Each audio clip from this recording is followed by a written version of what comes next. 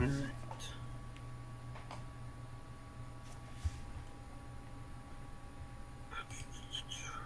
Okay.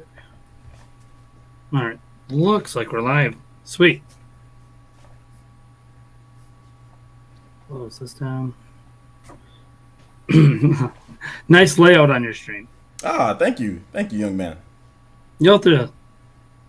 Oh, I see how you're doing it. Yeah. Okay. It's just a plug into OBS, plug into, or Streamlabs OBS, just to plug in the Google Hangout and just make a little custom layout for it. That's awesome. I'm gonna think about that for our Primecast. Yeah, yeah. It's all No Google problem. Hangout. All right, hey guys, how's it going? Um, is it still private on my end? Oh, the video still says I private. think So. it's live on my end. So Yeah, it's weird, right? yeah. Like, why does it? Hold on. I don't know. Why is my video saying private? That's not what it's supposed to say. Okay, for some reason it's not switching back and forth on the Google Hangout for some reason. I don't know why, but even when I talk, but whatever. I can click back and forth, so it's all good. Well, let me go to my stream on my end and make sure that I didn't screw with the setting.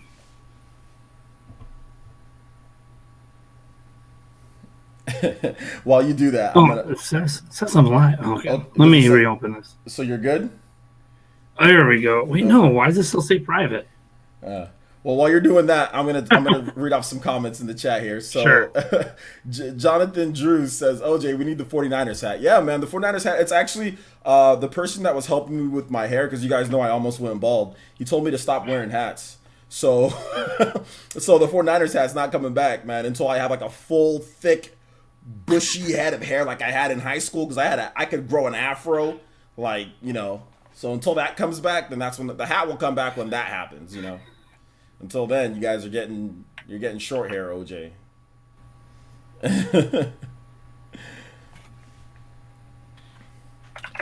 All right. Now I think it's live. Okay, we good? Yep, I think we're good. All right, go ahead. All right. Hey everyone, welcome to this is definitely not Player Essence's first debate over there. But welcome to my first ever hosted debate. It is appearing on both channels. Technically I'm the one originally hosting it. So I'm hosting a debate between me and Player Essence. We are debating on basically the recent video I made that sparked all this about could Nintendo become the next EA, and my thoughts on all that I gave then. And obviously OJ's on the side that hell no. And I'm on the side that yeah, it could happen. So before we get into anything, just because I've noticed some trash talking from fans on my side. This is kind of what happens when you have two YouTube channels clashing, two big personalities. There is no love lost like between OG and I, no matter what happens tonight. We feel like we respect each other enough that we didn't need to bring in a third party to moderate it and cut us off if like we're getting too off. We're gonna try really hard not to cut each other off. And let each other get our full points in and pass it over. We don't necessarily have timers on this. It's kind of like, all right, here you go, make your point, and then rebuke and just go back and forth, and we see where it goes. I don't have a current time limit on this. We'll see if we can keep it at about an hour, I would think, just for my sake, because I do have another stream I have to do tonight. I don't. So, and my daughter is spending the night at grandma's. So I'm doing the shimmy the rest of tonight, guys. Okay, I'm shimmying tonight. And you're more than welcome to be on my other stream as well. Like I mentioned before, we have Primecast tonight. And I have other people coming. I'll be watching, but I'm watching Unsolved Mysteries tonight. I'm doing the Unsolved Mysteries shimmy tonight, my boy. Gotta enjoy that kid-free night. Yeah. Oh heck yeah. Yeah, I'm kid-free tonight too. I don't know how the hell this happened. I have to work because I was sleeping all day. I don't know if you can tell. I got kind of a cold what is thing work, going on. Prime? I do not have a job, so I'm sorry. I never heard of that. Right. Is YouTube really a job if you love it? That's that thing that I used to do and I always got fired. Yeah, I know nothing about this, Prime.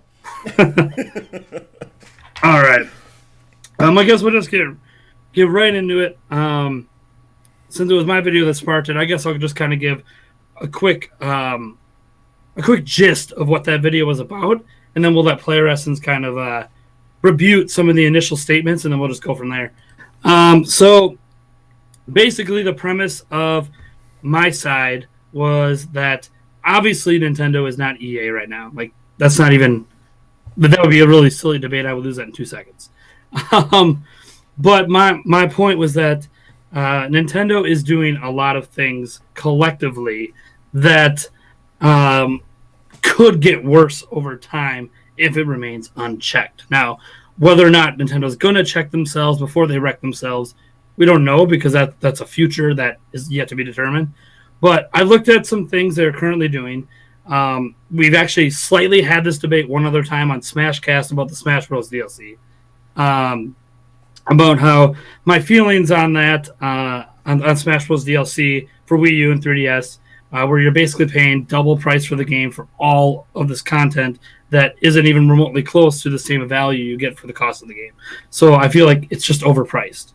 Very overpriced. And nickel and diming consumers. And it's weird because the bundles for the game cost more collectively than just buying the content individually.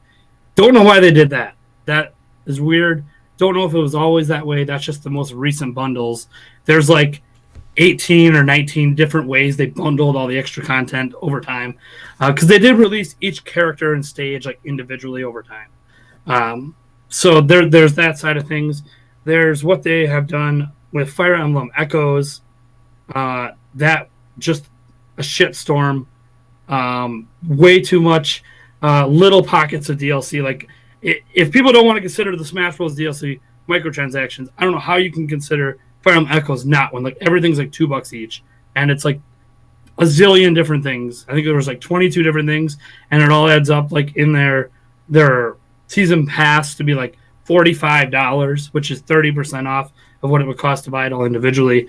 And the game itself only costs $40, and you're getting like 1/30th of the content for $45. Versus things where Nintendo has done things right, or at least what I view as right. Whereas Mario Kart 8 on Wii U, it was like $16, $20. You get basically another half of a Mario Kart game. Obviously, Hyrule Warriors, I brought that up as an example. I know it's not Nintendo for that, so it's a little bit of a misnomer, because that's just a partnership, and that's more on Koei Tecmo side of things and how they handle the Warrior series. But my feelings, you take what they're doing on mobile. For a lot of people say Nintendo doesn't have loot boxes. They don't have loot boxes in their console games yet. They have it on the mobile side. And the one game they have that is completely built around loot boxes is also their most profitable mobile game. And we have yet to see if that will transfer into something in the future. I'm actually less concerned about the Fire Emblem series, because I think they've clearly done something with Echoes and Awakening, where the next Fire Emblem on Switch, I'm very scared at how they're going to handle DLC on that. But the premise is that obviously everyone knows EA is super, super greedy, super shitty when it comes to the handling of DLC, loot boxes, microtransactions. And for those who don't know the history here, EA technically started their microtransaction DLC stuff with a loot box thing in FIFA with FIFA Ultimate Team. That's how it all started.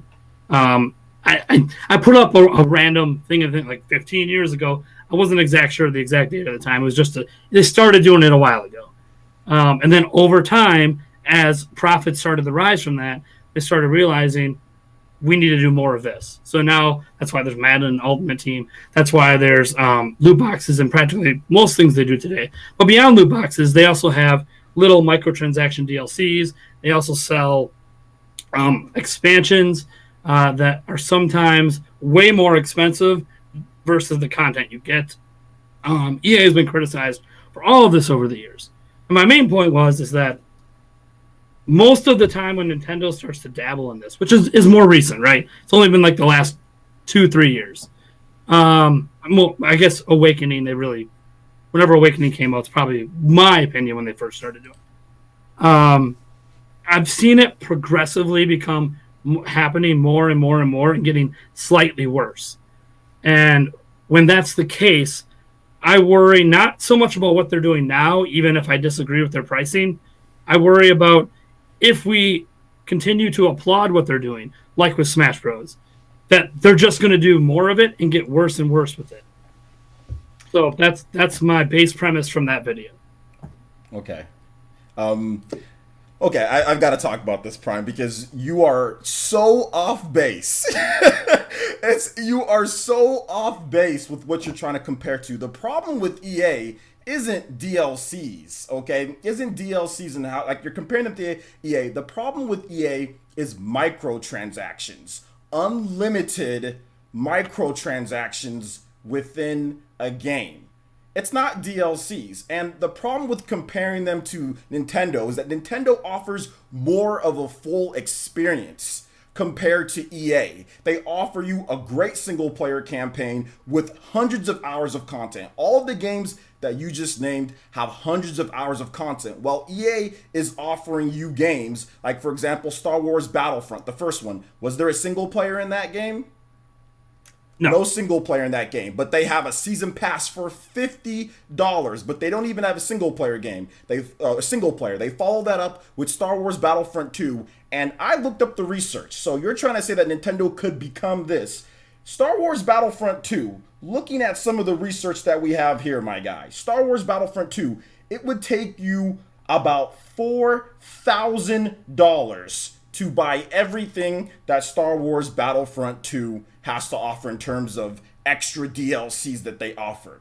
Okay? And you're comparing that to Nintendo with Super Smash Bros., with the game that already has more content than Star Wars Battlefront will ever have. It has multiplayer, it has all that, and then it already has more content in there on top of that, and everything with the DLCs is optional. It is not intertwined with how you play the game to the point to where other people are going to destroy you because they don't have these certain things. So comparing these two companies, and especially with the prices here, $4,000 compared to Smash Brothers, if you want everything across both games, I think it's $101. If you want everything across 3DS and Wii U. If you don't, it's about $70-something.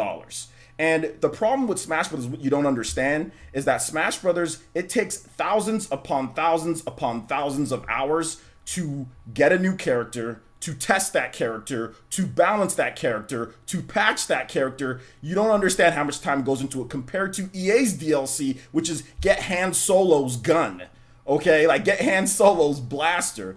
So the fact that you're comparing these two companies is absolutely ridiculous. Now, I thought you made a typo when you first put up your video. I thought you meant Microsoft was becoming more like EA. So before I let you talk, Microsoft is actually the company becoming more like EA. Loot boxes and racing games, Forza Horizon, Need for Speed, they've done it. Extra passes, like for example, EA Access and also Microsoft Game Pass, they've done it. Funny how EA Access isn't on Sony's platform, but it's on Microsoft's platform. Maybe because they kind of think alike. Another thing that we can talk about here when it comes to Microsoft and them. Microsoft tried to quell used games, right? EA tried to do the same thing back in the 2000s with Madden and their games with the online season pass. And what did Microsoft trying to do? That's why Microsoft and EA are such good buddies, because those are the actual things that you should be connecting, is between Microsoft and EA, not between Nintendo, because Smash Brothers is a contracted thing. They are hired guns. It is Bandai Namco and it's Sora. That stuff's going to be expensive to test and do all that. It's just not going to be cheap to do all that. And I think you don't understand how much goes into a Smash Brothers game and a DLC character. It's not like $1 to make this. It's like literally hours of testing and creating things just for one character. That's why there's not a ton of DLC characters. There's a few different characters in there, and that's it, because it's a lot of work. Sakurai's hand almost fell off. I want to give you a chance to respond, though. I have some more numbers, but if I want to give you a chance to respond to what I said.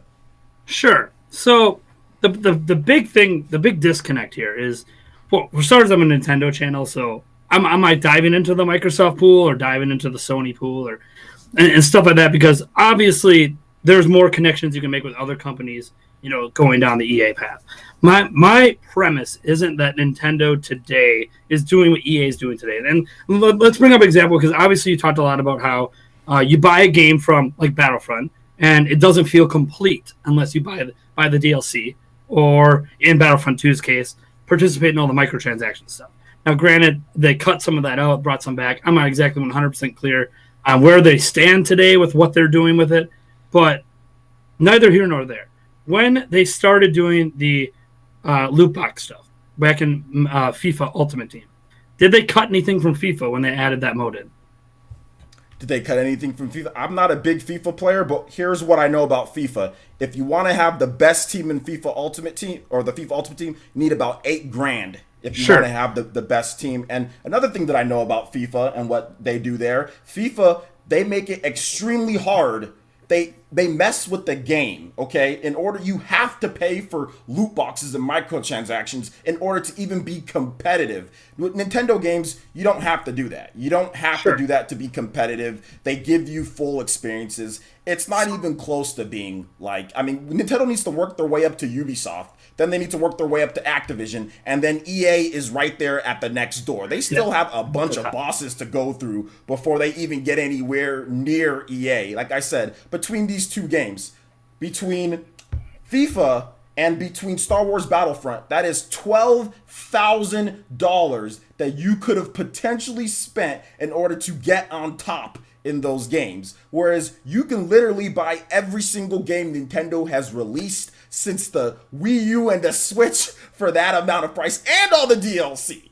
And one more thing before I kind of let you get back into it here. You're looking at Nintendo. There's a reason why EA doesn't do remasters. There's a reason why. It's because they don't want to give people free stuff. They don't want to give people content. You know what I'm saying? That's the reason why they don't do it. They don't want to give people content. Whereas Nintendo, at least, people complain about the prices for games. At least they give you everything with that game. With Hyrule Warriors Definitive Edition, with Mario Kart 8 Deluxe, with Bayonetta 1 and 2. EA isn't giving you remasters. They've done like what? The Burnout? And that was it. They don't want to give you remasters. What? We're going to give them free content? No, we're good. We'd rather do microtransactions and litter the game and inhibit your progress. And you're even talking about mobile. Have you seen their latest mobile game with the Harry Potter stuff? That game literally throttles your energy mid-game in order for you to pay for their microtransactions. And they did the same thing with Dungeon Keeper. It's just been a complete crap storm when it comes to their mobile. Heck, and even with Nintendo Super Mario Run, it's $9 or it's $10, right, for the game. It's $10 for the game. So even with mobile, they're doing it better. But if you're looking at their main games, it's not even close here. I mean, I can go down the list of games here. Like Xenoblade Chronicles 2, it gives you hours and hours of content. Tropical Freeze, no DLC. Kirby Star Allies, free DLC. Mario Tennis Aces, no DLC for now. And Captain Toad Treasure Tracker, free DLC included. Splatoon 2, free DLC for years now. It's going to be multiple years. The Octo expansion costs money, but that's $20. Mario Kart, like you said, is awesome. Legend of Zelda Breath of the Wild is $20 and gives you hours upon hours of content. EA says that single player games are not, they don't like single player games. Nintendo says that single player games are still here to stay. Where is the connection between these two companies? Outside of you complaining about Smash Brothers DLC, which is far cheaper, the Need for Speed, for example, Need for Speed Payback, that game had $50 for microtransactions littered through it, and you had to grind for hours upon hours upon hours to get speed cards. Imagine if they did that in Mario Kart, where you had to grind for 100 hours to get speed cards. And they force you into buying microtransactions. It's not even close, guys. Nintendo is nowhere near EA. It's not even close. That's why I thought it was laughable that you'd even bring these two in the same sentence. Like, I just went through all the games here. I mean, but like I said, I want to give you a chance to respond. Yeah, so the thing is, when I brought up that FIFA comparison, I asked you, did they cut anything from the game to add Ultimate Team? Because the answer is no, they didn't. But they throttled They added a mode built around microtransactions and built around the loot box system, and that's fine. Like, that sucks for people who actually, I don't even know if it sucks, because my thing with that, and like, I buy Madden every year, right? Madden has the same thing. They don't cut anything from the game to give you that mode. You could buy Madden and FIFA, never play those modes, never spend a cent. They didn't cut content from those games. Their most profitable games, basically, is what I'm saying. They didn't cut content from it to add in microtransaction-based modes. Now, I'm not saying that I agree with microtransactions-based modes, and I'm not saying that Nintendo is there yet, outside of their mobile game, Fire Emblem Heroes, which, yes, free to play, but then loot boxes, that's how they want to do it. Not really into that. I don't like loot boxes in general. I think they're the plague on gaming. I don't know why the ESRB said they're not considered gambling. I do gamble in real life. I go to casinos once in a while. Let me tell you, it's the same thing. You're just not getting a money value back. At least like when I buy a Pokemon card pack, you might get a card that's worth something, and you could sell that if you want. But neither here nor there. Getting back to the actual direct comparisons. My thing is, everything you're talking about is EA today versus what steps EA went to get to today. EA didn't just flip a switch and all their games were like this. There was a time EA had no DLC, no microtransactions, no loot boxes. They were much like Nintendo, released full complete games, $50, $60, whatever. Prices varied way back in those days, 90s and stuff. But Nintendo isn't at that level. You're right. They're not at Ubisoft's level yet. They're not at Microsoft's level yet. The point of bringing up EA is that EA is that worst case scenario, right? They're the where nobody wants to be. We don't want Ubisoft to get that bad. We don't want Microsoft to get that bad. We don't want anyone to get that bad. But my argument is that if we just keep applauding, and the Smash Bros. DLC is the big one for me. People just keep applauding. You talked about the thousands of hours and the hundreds of hours it takes to make those characters. Well, I'm sorry, I paid $60 and got 45 characters. So why am I paying $5 for one? The valuation there doesn't add up. And on top of that, they spent a year or 2 years making all this DLC. I forget how many characters it was. I don't have it right in front of me. And I was like 5 DLC characters or something like that, plus some costumes and then stages. Blah blah blah. Maybe it was more than 5 DLC characters. Now that I think about it, I just did the math the other day, and I didn't write down the exact number of characters. I just wrote down how much the characters cost. But it's one of those things to me where Nintendo today, I'm only frustrated in basically 4 scenarios. What they're doing with Fire Emblem, which you haven't even really addressed much. I'll address that.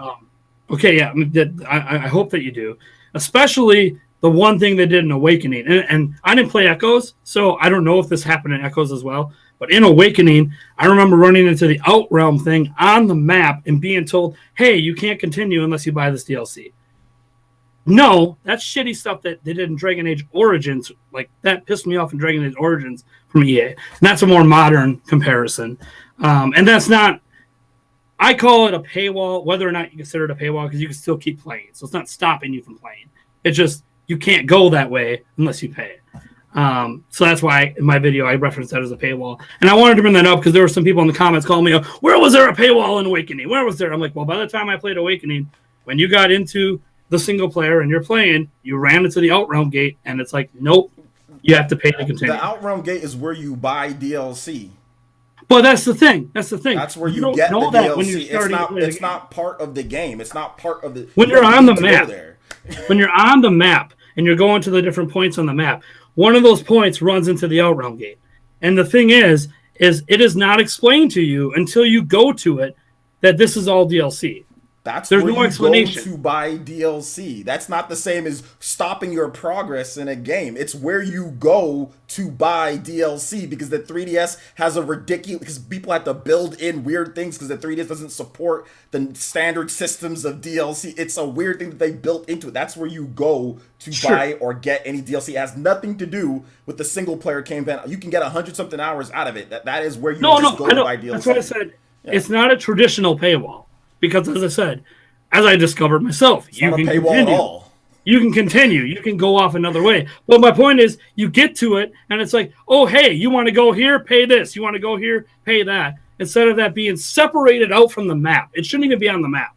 You should not run to anything on the map that tells you, hey, DLC. What does that have to do with being like EA? Tell me where EA says... to where you can go and says, this is where you pay for DLC, and then gives you... I just gave you an example. Dragon Age Origins. You're on a similar map. You run into a point and it says, hey, we have this great content here. Why don't you buy it? Or go the other direction. That is a complete... Here's the problem with that, Prime. Here's the problem that I have with that, is that you're literally upset with the way that they built into where you go. A separate thing saying, hey, you want DLC, you go over here. The rest of the game, in terms of everything else, is over there. The fact that you're trying to compare those two and make it into a negative is absolutely ridiculous. That you are saying, you are mad because they built in somewhere on the map to where you buy DLC. So it was okay when EA did that. Was it okay when EA did it?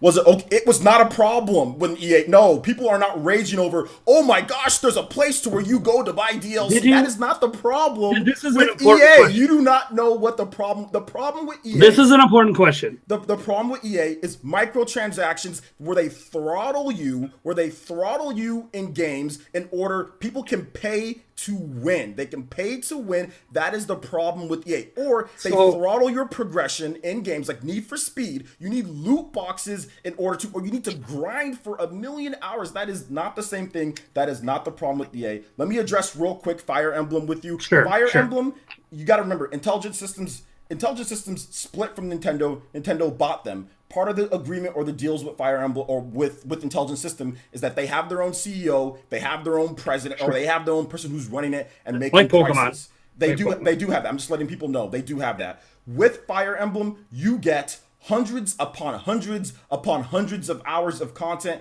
I've put over 200 hours of content. Now they don't do everything up to my point that I would like, but I guarantee you if EA gave you the amount of content in single player games that you could get with like for example Fire Emblem, and even with the DLC that they're doing, the way that it's priced, that wouldn't be the problem. You remember Dragon Age Origins, or what was Dragon Age Origins, right? Or the Inquisition. Dragon Age Inquisition was the game of the year in 2014. People weren't bashing that game. Everybody went out there and bought it. DLC was not the problem. There was no huge backlash to Dragon Age Inquisition, which was game of the year for many people in 2014. It's a lot like Fire Emblem. So people don't have a problem with Fire Emblem because it's all optional and they give you hundreds upon hundreds of hours of content.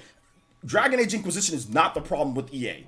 That game was highly received. It did well. People weren't complaining about that. Maybe there were some people chattering, but it was nothing like the microtransactions built into throttle you while you play. And that's where I have an issue, is that it's not even close. Even with Smash Brothers, it's not even close. You paid $60 for the content that you get in there. Everything in there is in there. You don't need the extra characters. It already has 40-something, 50 characters built into there. It has custom moves built into there. If you want the extra characters, you can get the extra characters. And the prices are very comparable to what Bandai Namco, to what Arc System Works, to what Mortal Kombat, Ed Boon, what those guys, it's very comparable to what everyone else does in the fighting game industry. So is Ed Boon like EA? Is NetherRealm like EA as well? Who else is like EA? The whole fighting game industry is like EA. The Arc System Works almost got burned down because of their DLC plan. They announced 20 DLC characters at launch. It's nothing like Smash Brothers.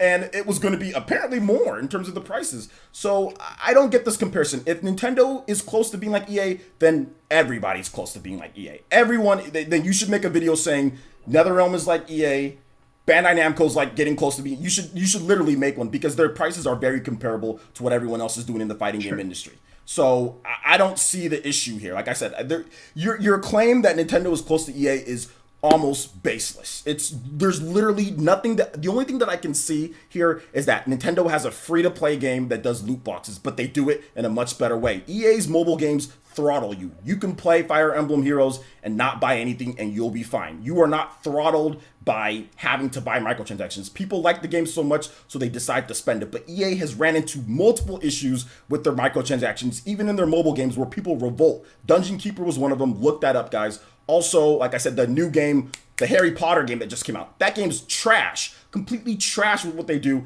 It's not even close. I don't see where this is coming from, Nintendo Prime, and I honestly don't. I don't see where this is coming from. So here's the thing. Remember what I said at the very beginning? Nintendo isn't close to being like EA. That's not even what I said in the video. They're not even on the track. They're not even on the track. But you say they're not on the track. They're not. Not on the track would be they don't do any microtransactions. They don't do any loot boxes. Then but everyone's on the track. Then literally everyone is on the track. But but I'm a Nintendo. Like I don't care about everyone else. I'm talking about Nintendo. Nintendo has in my opinion, Nintendo has basically two ways they've done this. They've explored the track that leads to EA, and then they've explored the track that still gives them money for additional content, but is also pro-consumer at the same time. It's more of an everybody wins scenario, where Mario Kart 8, perfect. Everybody wins on that one. Whereas, that's the biggest example. You can argue that Breath of the Wild is kind of in that same vein. You could also argue it's not, because for $20, some people didn't care about the first DLC pack. Personal, subjective thing. But overall, I think that even though I feel like Master Mode should have been a free addition because they've had hard modes for free before, whatever. They upped the enemy count. They leveled up all the enemies. That's stuff they didn't really do before. They would just make it so you didn't have recovery hearts and stuff like that. So I'll set that aside and say Breath of the Wild, Mario Kart 8, those are practically the perfect examples for how DLC should be done. How, like, well, one thing we have to clarify is I feel like I understand your viewpoint on microtransactions. You view microtransactions, correct me if I'm wrong, as the purchasing of in-game currency to buy something in the game. Traditionally, loot boxes, but other things as well. Microtransactions are infinite purchases. It's not DLC. Downloadable content is when you pick something, you get that, it's done. You get that Pokemon on Pokken, you get it. That's not a microtransaction. That's just DLC. Now, microtransactions like Fire Emblem Heroes, it's infinite. You can just keep on spending and spending and spending and spending. And EA does that in main big AAA games. Nintendo isn't even close. The closest Nintendo has ever gotten to doing that in a main game is Bravely Default, and that's not their game. That's not their game. They just published it. That's why I didn't bring up that example. Yeah, that's the closest they've ever gotten that, and it's pointless. You don't even need it's completely useless. So that's the issue that I see here. To be on the track, I would need to see them get to Ubisoft's level, right? We would need to see like Assassin's Creed Origins. That has microtransactions built into it. Do you need them? No. Does it throttle you? Not really. But they're there. In a main AAA game, I would need to see multiple games get to that point. I would need to see Nintendo start throttling you in ways to where I can say, okay, well, hold up here. We're being throttled because these microtransactions are making me grind for 15 hours more. I mean, guys, anybody, chat, everyone that we're looking at this, guys. The grand total of Nintendo's DLC for every single Wii U game, or not every single, sorry. Yeah, actually every single, or just say Switch and the Wii U is about $240. Is if you want all their DLC, that's in Smash Brothers as well. That's 100 something. The rest of it is pretty cheap. For all these different games, it's about $243. If EA did this now, they would be applauded. Okay? Back in the day, this is what EA would do. EA would try to take away your used games. They didn't just, it wasn't just like you said, light switch. It wasn't that. EA literally started doing crappy things from the very beginning, taking away modes, taking away single players, doing stupid. This is the stuff that EA does. It's not even close. If EA did what Nintendo's doing right now, they would be applauded and everyone would love them, just like Dragon Age Inquisition is loved by. Heck, there's people in my village that somehow convinced me that Dragon Age Inquisition is better than Mass Effect. And I'm a huge Mass Effect fanboy, and I was just like, you know what, I'm gonna stop arguing now because that's how many people love Dragon Age Inquisition. So if they did everything like Dragon Age Inquisition, people wouldn't have a problem because that game is loved by many, many, many people. So 4,000 guys, Star Wars Battlefront 2. If you want to unlock everything at the beginning, 4,528 hours. 4,528 hours to unlock everything in Star Wars Battlefront 2, or $2,100. You can get you a few Switches, hook your friends up, hook a couple girlfriends up, hook your boyfriend up, hook your kids up for that amount, and you can get all the DLC. And you can get all the DLC you want for those games and all the games. EA's trash tier. That's one thing that I know after doing my research. EA's trash tier, and I don't know if there's anything that you can say to hide what EA is doing compared to Nintendo. It's not even on the tracks, my guy. I need to see some more microtransactions come into this piece. Here's the problem, OJ. Here's the problem. You've addressed almost zero of the things I brought up.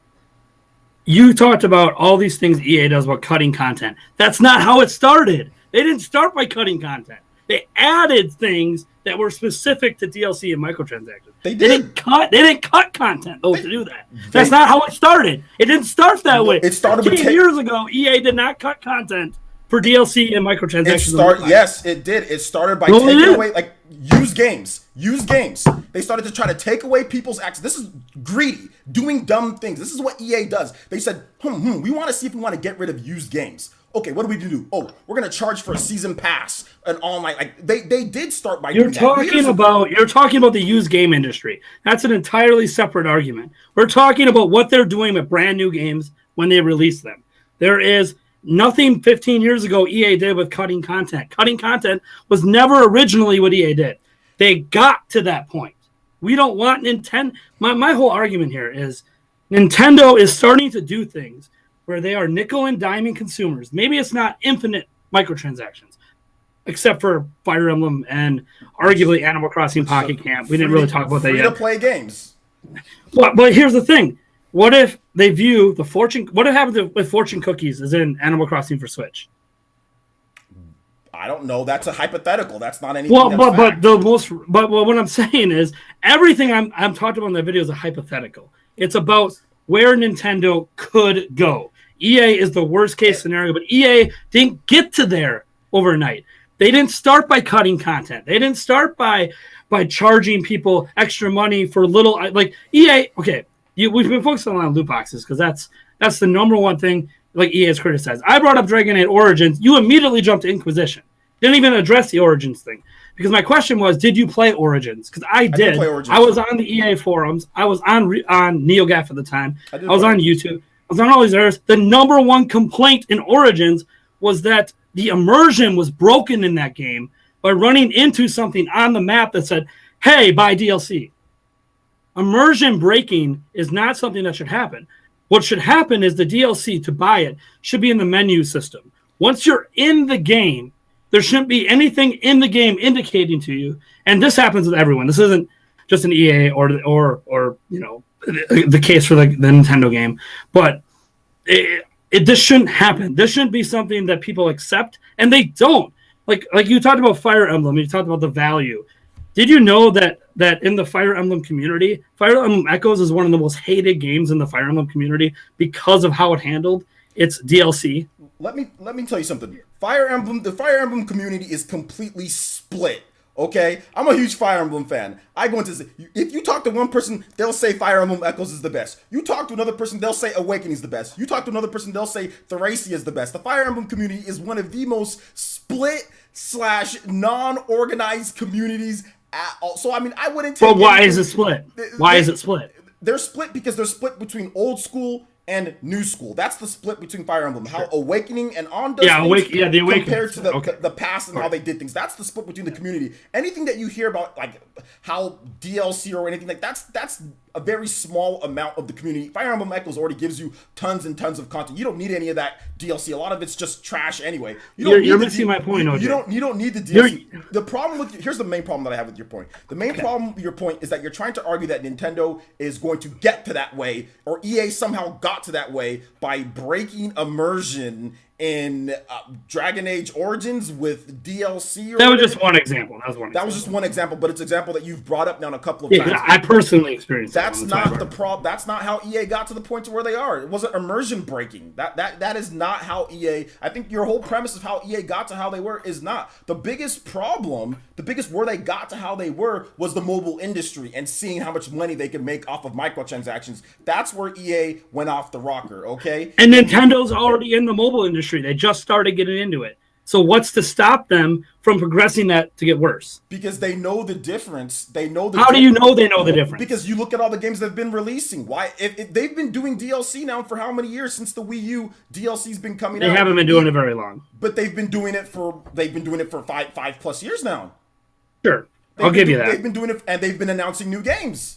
And those new games, Mario Tennis Aces, Kirby has free DLC. Yoshi's probably going to have free DLC or no DLC. They've continued to make games. They've had interviews. They've talked about this. They see the way EA is, and fans want extra content for these games. They are doing it the right way, and they are making a lot of money off of their normal single-player games because they are doing it the right way. Let me ask you, is Fire Emblem Echoes DLC worth it for $45? No, it's not worth it, and you don't need it. But that's my point. It's still there. If you are going to give that DLC, like if you're going to charge $45 for DLC for a Fire Emblem game, you should basically expect Fire Emblem Echoes 2 in that DLC. Instead, what you got is 1/30th of the content. My entire argument with DLC. And by the way, when I asked your definition of microtransactions earlier, it's because I disagree with it. That is one form of microtransaction. Other companies have called microtransactions, as an example, Blizzard Entertainment for World of Warcraft calls microtransactions any small transaction to buy one thing. So you buy a pet for $2. That's a microtransaction. It's a small transaction. It's a way to get little bits of money from people a lot of times over time. That's how I define microtransactions. But the industry doesn't. But most people define microtransactions as what the mobile games are doing. They don't define DLC. But mobile games do that too. Mobile games do that too. But in mobile games, you can buy individual things. DLC is DLC. Microtransactions are microtransactions. We need to make sure that we make a separate cause of this, because you can't call Legend of Zelda microtransactions, because you can buy, like, you can't call that. But no, that's the distinction. The Legend of Zelda DLC isn't a small purchase. That's a $15+ purchase. We're talking $2, $3, $4. Those are dinky little things people don't notice. That's a couple McDoubles at McDonald's. Little charges people don't pay attention to.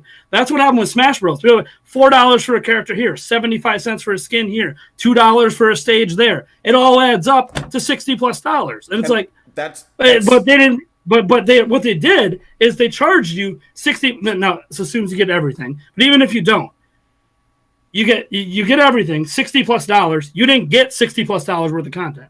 You got, I don't know, comparative to the original Smash game, $5 worth of content compared to that. Now, obviously, we have to pull back. Not everyone buys everything, but even then, you never addressed this point. I think it was $6 for Bayonetta at the time. Maybe it's $5 now. I can't.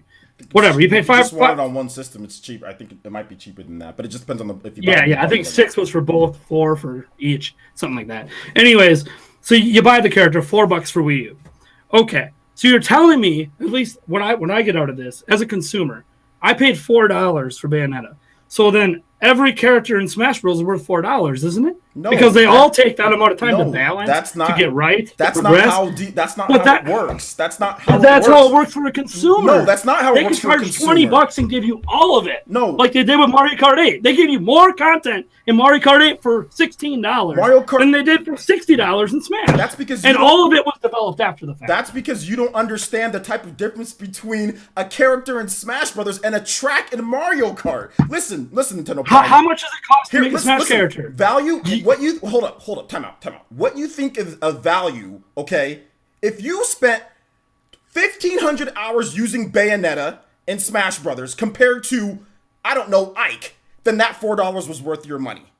You might not use all that. Then you can't say each character is worth this amount. This is worth this amount. This is worth this amount. That's not how it works. Everybody has. But that's how development works. They have to spend the same amount of time on every character. No, they don't have to spend the same amount of time on every character. You are not part of the development team. No, you're not either. You don't know what they're paying. I do know that. No, listen. I do know this because there are characters that already. Are you a Smash Bros. Developer? Then you don't know. You are assuming. Let me finish. Okay. The reason why I know is because a lot of characters have the same movesets. They don't have to think of completely different things for each character. Link has the same base of how he moves, what they want him to do, and everything. That does not take as much time as developing a brand new character, a third-party character from scratch, like Bayonetta, who's never been in a Smash Brothers game. That is not the same amount of time to develop a Cloud or somebody that is completely different. What about the new characters they add to the Smash game? That's there in the game when you buy it. Even still, with that, you just don't like the DLC. It's nothing like EA. EA does not give. I'm not saying it's like EA. That's my entire point. This is the nickel and diming EA does. Nintendo's already doing some of it, and I don't want it to get worse. It's not nickel and diming. We accept what they're doing now. They're just going to keep getting worse. Providing you a character that you can spend up to I've seen people spend up to 1,000 hours using Bayonetta. That is not nickel and diming you. Bayonetta was created on our own request. But how many hours did they spend with the characters in the game before the DLC came? We don't know. Everybody's different. That's why value is not assigned to what you think, Nintendo Prime. Value is assigned to the user and what they think. You might not think Bayonetta is worth $4 or whatever, but somebody that's not what I'm saying. Who's gonna spend? But that's what you're trying to. I'm talking from a pro-consumer level. If they would just say $20 season pass Smash Bros. All future DLC. That's what they have done with some games. That's like the consumer-friendly way to do it. Develop things after a fact. Give everybody all the content. Because in Smash Bros, as an example, you know how you need to buy those characters? You talk from the competitive space, right? Like you do competitive Smash Bros a little bit.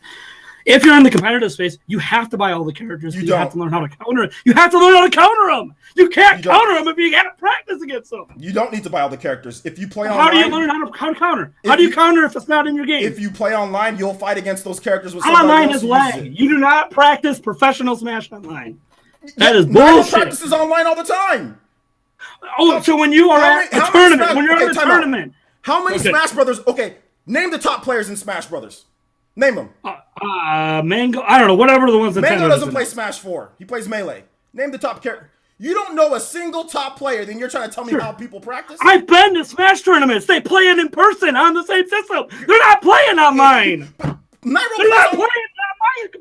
plays online. Foe plays online. Zero plays online. Anti plays online. You can't even name the characters. You can't even name the people. I'm saying, ideally, you're not going to learn how to counter Bayonetta. Okay, all those players you mentioned, I guarantee they own every single DLC character. I guarantee it. I know some Nintendo. Pink Fresh didn't even own a Wii U, and he's a top competitor in Smash. He didn't even own a Wii U for years. But when he practices, whether it's on a Wii U or not, he's practicing with the characters in the game. You're talking about the general consumer. You're talking about professional Smash Brothers. How many people are professional Smash Brothers players out of everybody else? You're saying that they have to buy. You don't have to buy anything. You're not a professional Smash Brothers player. You're never going to be a professional Smash Brothers player. So there's no need for you to buy anything if you feel they need it, but you don't. Because they're trying to win money. You're missing my point entirely, You're making a horrible point. The point, I'm making a pro-consumer point. Would you rather pay $60 for all the DLC to have, forget competitive. I shouldn't have went that direction. My point is, I like playing complete video games, right? When I buy a game, I want a complete game. So a lot of games I really enjoy, like Smash Bros. I want to have a complete roster. I want to have a complete. No, it's not complete when there's additional. There's additional characters. You need to buy them to have a complete roster. The game gives you more characters than any other fighting. Name a fighting game that doesn't matter. It doesn't matter what they give you. There's still additional characters I don't have because I have to buy them. Are you trying to tell me that Smash Brothers for $60 is not a complete game? Is that what you're trying to say? No. What I'm saying is the DLC for $60 is overpriced, man. But you're trying $20. You just said right now that you want a complete game for $60. So are you trying to say that Smash Brothers is not? No, complete? I never said the initial price of entry isn't worth it. What I am saying is once they start releasing additional content, that content should be consumer friendly in pricing. Instead, what they did is they nickel and dimed people for greed. Why is your opinion on how you value content? Why is that a fact? Why are you trying to push that as a fact? Because it doesn't matter how you value a content. But here's how it works. Why are you trying to push your opinion? Content costs X amount to make. You charge X amount for profits. You can value that content as $5 is worth $1,000. You don't know how much each Nintendo makes the same money whether you spend. They make the same money whether you play that character for 1,000 hours or 10 hours. Nate, it's the same amount of money for Nintendo. Listen, you do not know the prices of how much it costs. Nor do you. And what we do know, and that's why I'm saying. That's why I'm not the one saying that it's overpriced. You are. Yes, I am. I'm saying that it's priced. All right. Did they put the same amount of work? Hold on. Did they put the same amount of work into that DLC as they did the full game? Do you have enough information to know that? Do you have enough information? Am I the one who's saying that it's not that it's overpriced or not? I'm saying I will buy. Look at the content disparity, man. The content disparity is massive. Here's Smash Bros. For 60. Here's DLC for 60. DLC equals 1/30th of the content in Smash Bros. But no, they put the same amount of effort into both. But they can't because they created way more unique stages for 60, way more unique characters for 60, way more modes for 60, and then they charge you all this stuff on the side that adds up to the same price as less content than they already gave you in the game. Even if they straight ported everything from Melee into the game, didn't up-res anything, didn't work on any movesets. If you look at the pure amount of new characters, new stages, new costumes for $60 for that full game, versus DLC with new characters, new costumes, new stages, you're getting shat on in comparison, man. Not even close. Why do you think that you need to buy everything? You are not. It's not about buying everything. It's about you pay for the game is worth it. The DLC that you want, if you want to pick and choose, is worth whatever you want to pay. You are making it seem as if Nintendo is putting a gun to your head and saying pro-consumer. You're saying like a pro-consumer. It's comparative values. It's comparative. It's pricing valuation. It's economic 101. They are making a shitload more money off of you for your DLC the problem is that you are injecting your own opinion into. That's not an opinion. It's a fact. No, it's not a fact. $60+ for less content. If you don't use half the characters, then you didn't get your value. Then, if you don't use half the characters, then by your base, then all of a sudden each character's worth this. If you don't increase the value of the game after the fact. And how does this relate to? How does this get to EA. Tell me where EA Because has okay, EA nickels and dimes consumers, right? You talked about the unlimited microtransactions. Nintendo has that in mobile games. We'll see if that gets worse anywhere else. My point is that we are accepting the fact that they are charging you in totality more for this DLC than for the original base game. That should not be allowed, man. Can I tell you why?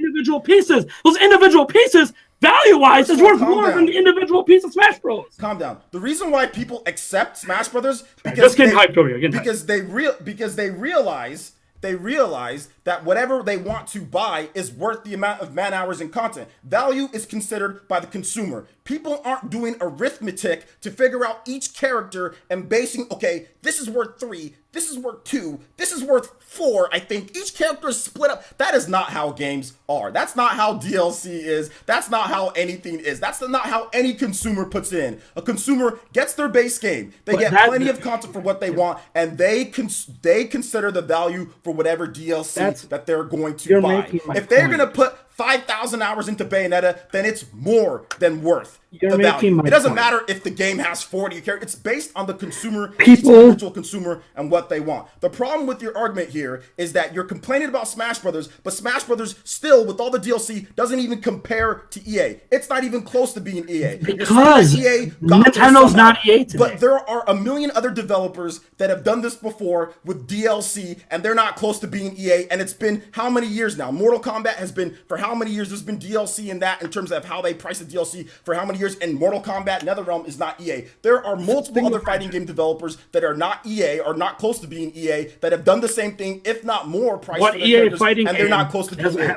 You trying to say that Smash Brothers, which is a contracted out game from expensive hired hands in Sakurai and in Bandai Namco, is somehow saying that Nintendo is going to turn into EA is absolutely ridiculous, because that it's not just Smash by a third-party developer. Smash Brothers is developed by Bandai Namco, and it's contracted by Sora. They are not cheap. It is not cheap to do what they do. That's the reason why Smash Brothers has a DLC it does. Whereas Mario Kart, handled in-house, they can do some extra tracks. But I can guarantee you, extra tracks in Mario Kart and some skins and like playing as like, I don't know, like Mega Man with the Mega Man helmet, that does not take nowhere near the amount of time as Smash Brothers. So it's priced accordingly, okay? You don't know Mario Kart 8 DLC's pricing compared to what it took to develop the pricing. Do know.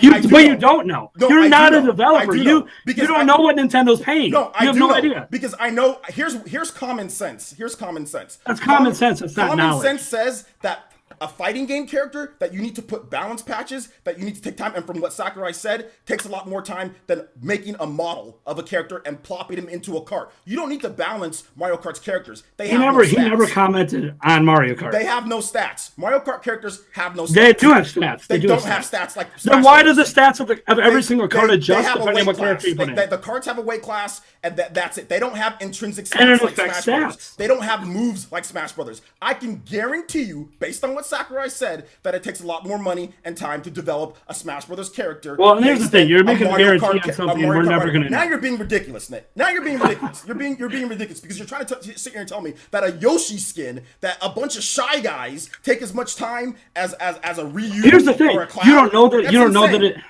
You don't know. You are talking from a hypothetical. I am talking from a paid money standpoint. Time equals money, and I'm talking from a pro-consumer standpoint. $60 in DLC does not equal Smash Bros for $60.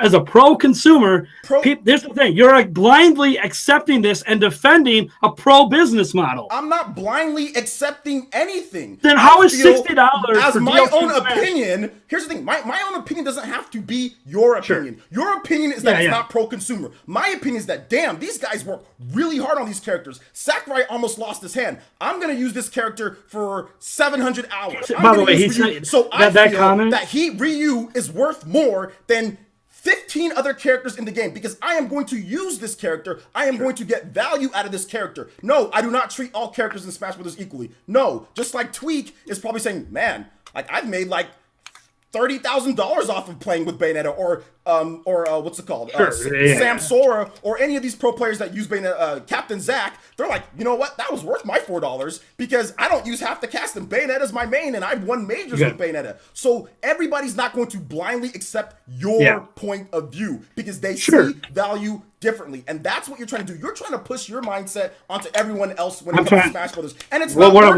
What I'm trying to do is because people value Smash Brothers differently than you do. You're a casual. You don't play it the way that other people play it. Okay?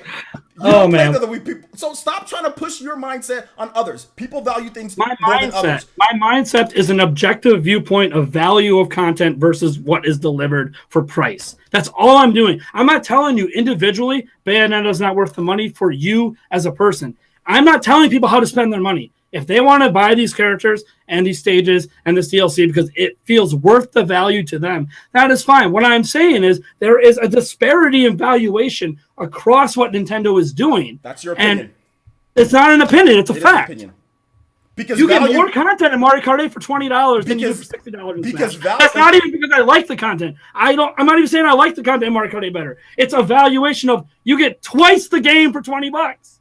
The game isn't as in depth as Smash. You're comparing apples and oranges. So Smash Bros costs more than $60. Apples and oranges. You're trying to compare Mario Kart. They're both $60 games. Should Smash Bros cost more than $60 if it's worth more than Mario Kart?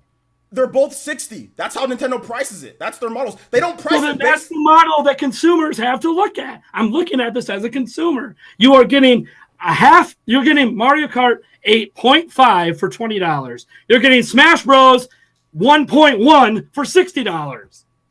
You're comparing two games. It's apples and oranges, okay? It is not the same thing. Mario Kart is not the same as Smash Bros. Is Mario Kart not DLC?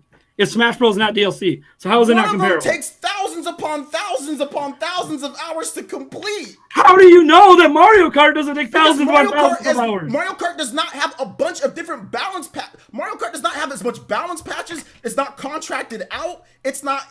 There's so many differences between the two. The balance patches, which is time, money. How many times have they patched Mario Kart? How many times have they patched Mario Kart 8 Deluxe? I'm not sure off the top of my head. You can count it on one. You should probably go back to 8 because 8 is. You can count it on maybe one or two hands. I can tell you there has been multiple patches for Super Smash Brothers. The time it takes to balance and to test characters has been way more. There is not a single person. There's not a single person that's going to tell you in the video game industry. If you want to get some professionals on here, that's going to say, you know what? I think modeling a DLC character in Mario Kart takes more time or has equal value as making a Super Smash Brothers. So they don't have to test that character, right? They don't have to test and balance it. Who? They don't have to test and balance Mario Kart characters? No, they don't have to test and balance Mario Kart characters like Smash Brothers. No, because it's not. Mario Kart is not a fighting game. No, they don't. No. Oh boy. They test. Let's get off of Smash for a moment because I feel like you and I obviously don't see eye to eye on the Smash. So nobody sees eye to eye with you because everyone buys the DLC and nobody complains like you complain about the DLC. So who sees eye to eye with you? Who sees eye to eye to me? Read the comments. There's people that see what I'm saying is the valuation of the. I'm arguing the content's too expensive overall, and I'm arguing that your opinion is not fact. Because you are basing it off value, and all of your counter arguments for your opinion isn't fact either. It's all from a consumer standpoint. Value is based on what they put into it. Sure, a character in Smash Brothers might not be valuable to you, but it might be valuable to somebody else. I didn't say it's not valuable to me. I'm just saying, like, I don't think, but like I said, back to your main point, I don't see how this is not like EA. This does not make Nintendo like EA. This is contracted development out to Sora and his company and Bandai Namco. It is not internally Nintendo. Intelligent Systems, they put their prices on things. Tell me where Nintendo, since you want to sit here and brandish all of them, tell me where Nintendo is doing these things to make it like EA or anywhere close. You said Mario Kart was good. I mentioned a bunch of other games. That's good. Tell me where. Tell me where they're doing it. You're talking about the comments on your page because the people, they think like you, but I'm looking at the sales, and the sales say that nobody has a problem with the price of Smash Brothers DLC. People, that's what I'm looking at. No, and you know what? You know that a vast majority of people that use phone games don't have a problem with microtransactions? Does that mean microtransactions are okay? The vast majority of people do have problems with microtransactions. No, they don't. Yes, They're hardcore people you talk to. A vast majority of consumers are your mom, or your dad, or Joe Smo in a hotel that spends $100 randomly. They don't have an issue with it. They keep doing it. It doesn't bother them. The game is free to play, and if they want to spend their money on the game, they spend their money on the game. Okay, so I that's don't have a problem with microtransactions if the game is done right. Like, I don't have a problem with that if the game is done right. That is not on the way. What's a done right microtransaction game for you? What? What game does microtransactions right? Fire Emblem Heroes is fine. I've played it and never felt the need to buy a microtransaction. Okay. All right, I hear you on that because I've played it as well. I've never bought a microtransaction. But never felt the need to buy a microtransaction. But no, well, the game encourages you to early on when you're not getting those 5 stars early. It doesn't mean you have to. Just like the fortune cookies in Animal Crossing. You don't have to get them. The game is free, so they are trying to monetize their game. It's a free-to-play game, sure. So they are trying to monetize their game. Sure. It's a very simple thing. I don't see where this leads to the tracks of Nintendo becoming EA. I don't think you've said a single thing here that's going to lead to the tracks. You are taking something... Because the tracks are this. Here's the path, okay? Nintendo's nowhere near EA. That was never my argument. So all the current day comparisons, all that stuff is irrelevant because that's not the way EA was anyways. They got to that point over time. They started nickel, and it wasn't just loot boxes, by the way. They did this with DLC stuff as well. Like certain DLC stuff killed specific franchises at EA over the years when they weren't trying to do loot boxes. Loot boxes are actually the things they like because it works in multiplayer games. They can't really put it in single player as much. So they tried other methods like Nintendo does, and it led to the franchises dying. So my arguments here are, it isn't that Nintendo is EA. It's that they are doing loot boxes now. No one's really complaining. They are doing, what I view as microtransactions, little charges for little pieces of content. You might value it as a big piece of content for a little bit of money. However you want to look at it. Like we just talked about Smash characters. We didn't even touch on the skins. We didn't touch on the stages, all that stuff. We didn't touch on any of that. We focus on the characters because those are probably the highest value of all the DLC in Smash is the characters. I think most people agree that people want complete character lists. It's just a thing. Like even me as a casual, I like having a complete character list. And then Fire Emblem. Like you talked about the hundreds and hundreds of hours you got for $40. But my point was that you got that hundreds of hours, but you didn't get that comparatively for the $45 DLC. Now you could talk about development costs. You could talk about all this stuff that we don't really have any idea of. What we know is that Nintendo's digital growth has been growing every year. Some of that is due to more people buying digitally. That's obvious. Switch especially has seen an uptick in digital purchases. And then some of that is also growth in things like loot boxes. It's growth in microtransactions and DLC. You can actually see on their breakdowns that's been growing. And when you start seeing that, because that's how I started with EA, they were still making a vast majority of their sales from physical games and digital sales and physical games. And then suddenly the Ultimate Team thing happened and they were making a small amount of money from that compared to everything else. And then they started doing, DLC and microtransactions and little pieces of content and stuff. They started making more and more money from it. And they're like, hey, we should be doing this in every game. So Nintendo, they went from doing it in a couple games to doing it now. And I mean, do we need to go through the list of all the games they're starting to do it in now? And they started with one, and now they're up to like a dozen. Fans want extra content in games. They can have extra content, but isn't there?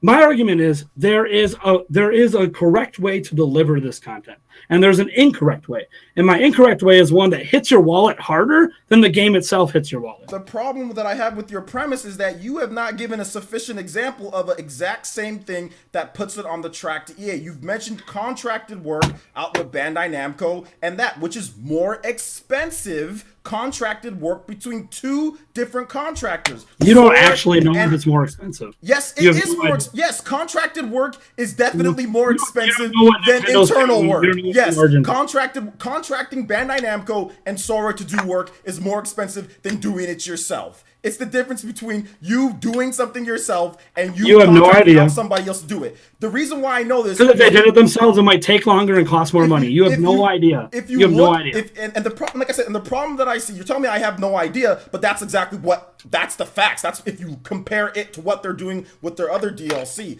Those are the facts. You're putting your hand over your head, you're sitting here. The problem that I have with your whole premise is that none of that leads to it being anywhere near. Yeah, they are. You are. It's either you're clickbaiting. Okay, so maybe you're clickbaiting. You're clickbaiting and saying they're not close, but they're doing some things here and there. And no, that's not how EA got to where they are. That is not how EA got to where they are. They didn't flip a switch to get to today. They started with one game, then they moved on to another game, then they moved on to another game. It took 15 years to get here. Nintendo fans want extra content in games. And extra content is fine if it's not nickel and diming you to get it. And your opinion of nickel of diming, it's your opinion. It's not it's not fact. You can't sit here and say Nintendo was nickel and diming you in all these games. $20. Huh? Would you rather pay $60 or $20? For what? For say Smash content, or $45 or $20 for the. How about I pay $1 then? How about one? I want to pay $1 for the game. But you know as a consumer that they've made something after the fact. It costs them money to do it, so you know that you should probably pay for that, right? Like most consumers don't think we should just get everything for free. Can I pay $5 since you're asking me what price? Can I make my own price on games? Okay, I'd like to pay $30. I'm using price points Nintendo has used. $31.75 for a game, Nintendo Prime. That's what I want to pay. That's pro-consumer, right? Depends on the game, I suppose. Okay. Many people argue Kirby Star Allies is not worth $60. Okay, but that's a whole nother conversation. But that's your opinion. but that's your opinion. So what does it cost as much to make Kirby Star Allies as Smash Bros? Probably not. But new games are so priced that should at be $60. comparatively valued the that's same as Smash. That's not how the game industry works on any company. I know, but that's how consumers look at it. No, that's not that's how why you see in reviews, this game is worth buying when a price drop happens. Okay, you see that in reviews all the Kirby time. Star Allies, people went out there and bought the game because they felt that it was worth it. The value. The value is based on the consumer. The value is based on the consumer. My issue that I have is that you're trying to sit here and make it seem as if Nintendo is on this path to destruction with DLC. No. And that's what I'm saying is that if we just say this stuff is okay, people said it was okay with EA too. No, and they look didn't. Where it got them. Yes, they did. When Ultimate Team got added to FIFA, there was little murmurings of complaints, but a majority said it was okay. This is how it starts. They start by doing these little things, like Fire Emblem Heroes. You could talk about how you've never bought anything, but yet Fire Emblem Heroes, one of their least downloaded mobile games, makes the most amount of money because of the loot boxes. Do you see what I'm saying? A majority might say no, but we're also not saying it's wrong. We're just saying we don't feel the need to buy it, but we're not telling you it's wrong for having it. I don't see how this is somehow on the track to EA when Nintendo's DLCs have been priced pretty good for what consumers want. It's been priced pretty good. They're no closer to EA than any other company out there. There are companies. I'm not talking about other companies, though. I know you're not, but the problem is then you're clickbaiting. Then you're clickbaiting with your title because Nintendo is so far away from EA. The worst case they could scenario. get there because of this thing at the very base, lowest level. You know what? Nintendo could get like Activision some point. They've made Splatoon. They've made a shooter. Activision makes a bunch of shooters. They're getting close to Activision because they've made a shooter. I mean, that's what you're doing. You're taking something and you're blowing it. I never said they're close to EA. You're saying EA wasn't close. 15 years ago, EA wasn't close to EA. You're saying that they could become EA because of what they're doing now. It all starts somewhere. Activision on its path to EA. Ubisoft on its path to EA, Microsoft on its path to EA. They didn't flip a switch. It was they tried out one thing in one game. They tried out one thing in another game. They tried out this in this game. And then slowly over time, it gets to the point where every game they release has extra content, has extra DLC. Then they're like, oh, wait, you know what? You know what we can do? Smash Bros. As an example. What if, and again, hypotheticals, but we saw this with other companies that started doing what Smash Bros. Was doing before Nintendo did. They go, you know what? We're going to still charge you $60 for Smash Bros. And we're going to give you 5 less characters than you had last time. And we're going to sell you those characters day one for $4 a piece. Even though we already have the characters done. That's the day one DLC stuff. Now, Nintendo's not doing that yet, right? That's not a thing they're doing yet.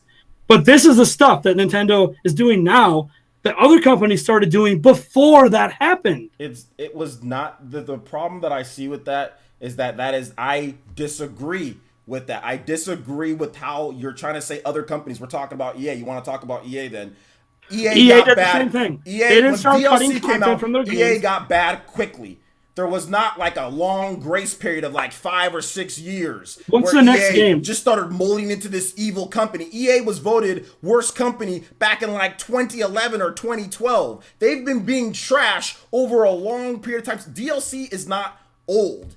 DLC is relatively new. We're talking 7th generation is when DLC started. EA got bad very quickly. They got bad. Nintendo has had DLC now for how many years? And well, remember, they're nowhere near Nintendo how bad EA got, how quickly. Just because a company does DLC doesn't mean they're on the track to be like EA. That doesn't start them on the track to be like EA. You are basically saying anybody who does DLC in any certain way is on the track to be not in any certain way.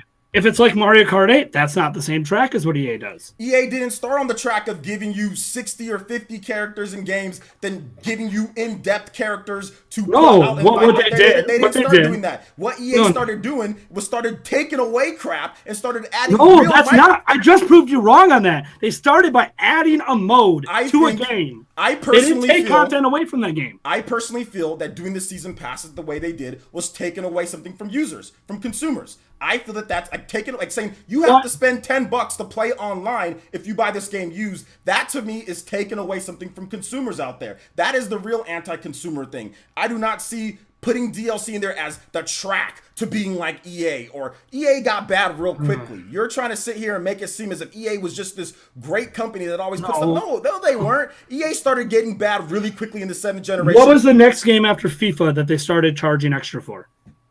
What's the next game after FIFA? Yeah.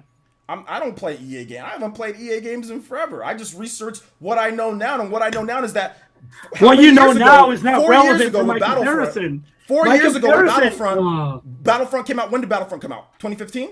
Yeah, something like that. Yeah. They cut out the single player and they put season pass in there. So they've been doing DLCs. They got bad quickly. You know what I'm saying? Like, they got bad. It's been how many years now with Nintendo? And I don't think by 2015, EA had been at it 11 years. EA got it took them 11 years to get the Battlefront. Nintendo's been doing it for 3 or 4. EA was bad before that. They didn't. I just asked you, what did they do after FIFA? I know that they were bad before that because people were calling them the worst company before Battlefront. They won worst company in a row before Battlefront. They won that back in 2012. And the practices that got all that wasn't just loot boxes. They were doing similar things to Smash Bros. Or Fire Emblem. Let's forget Smash Bros. They don't really have a high-tier fighting game that they really mess around with. So they took an RPG like Smash Bros. They do stuff, Fire Emblem. They do stuff like that in Dragon Age. They do stuff like that in almost all the Mass Effect games after Mass Effect 1.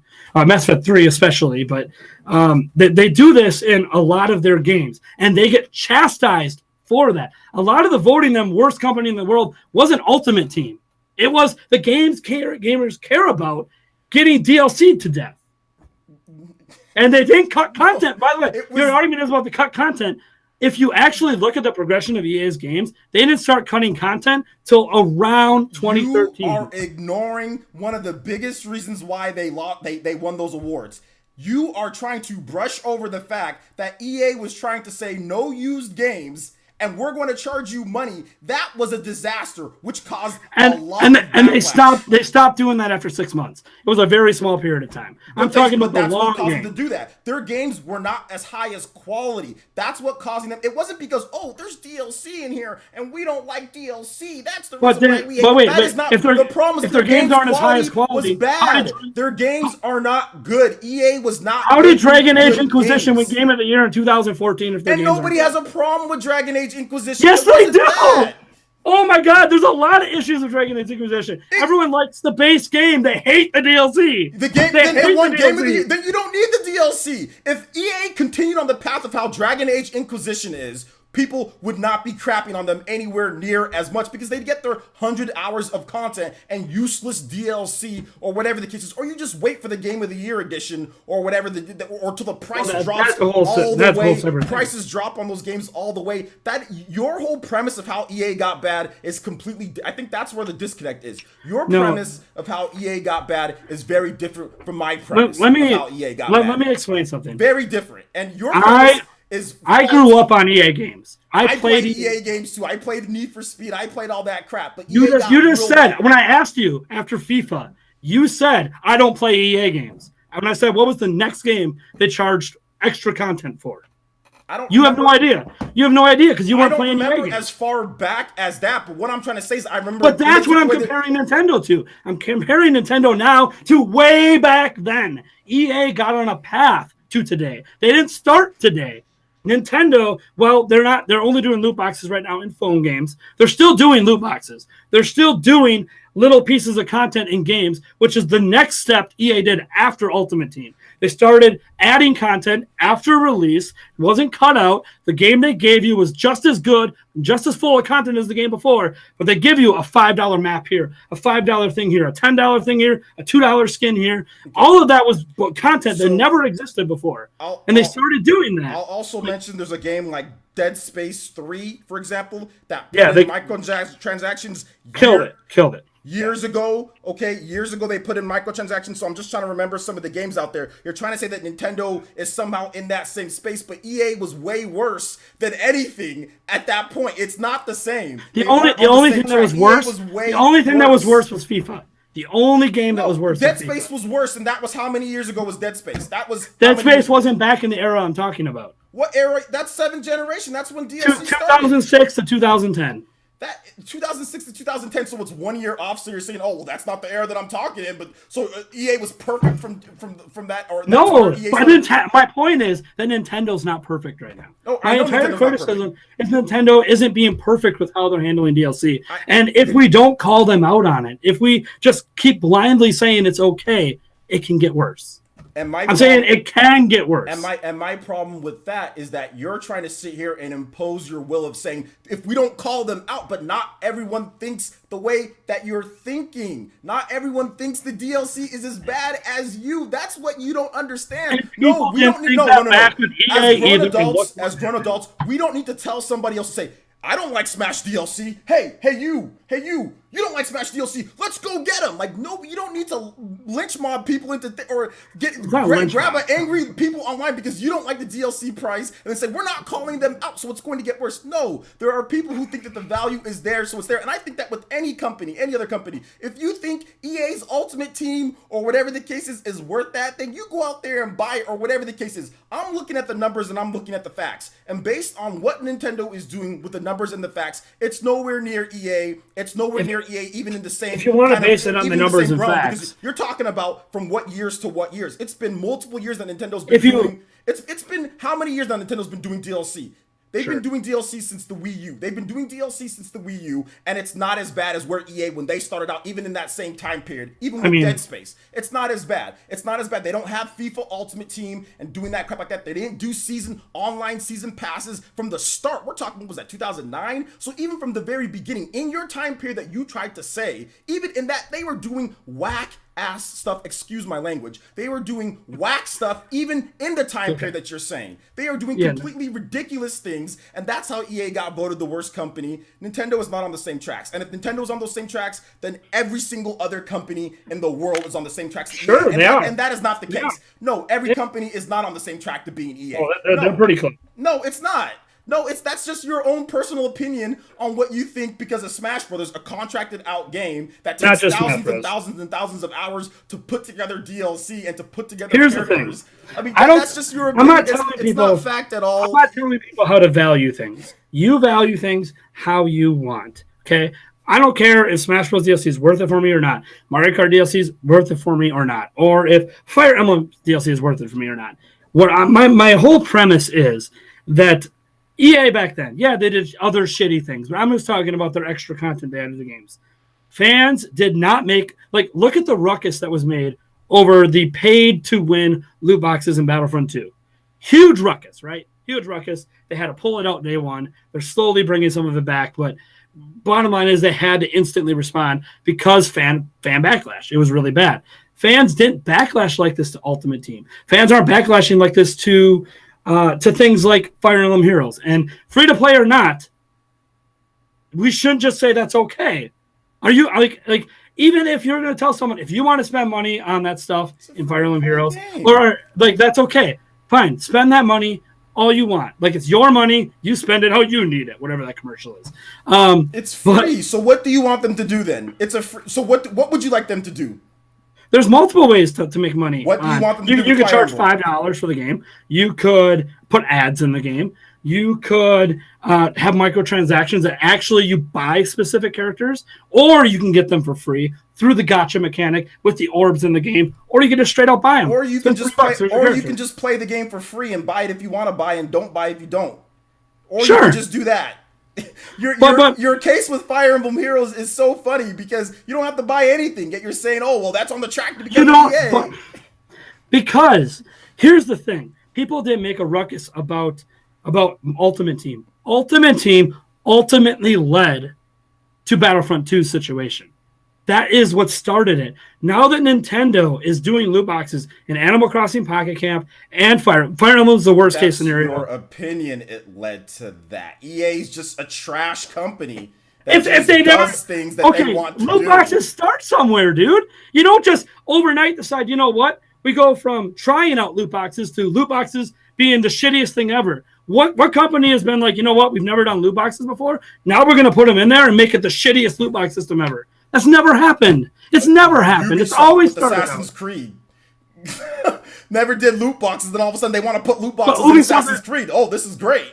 They have loot boxes in other IPs before that. That's the first time that they put it in Assassin's Creed like the way that they did, though. Yeah, and it was the first time they put it in Madden at one point. First time they put it in FIFA. The point is, EA as a company started doing loot boxes somewhere.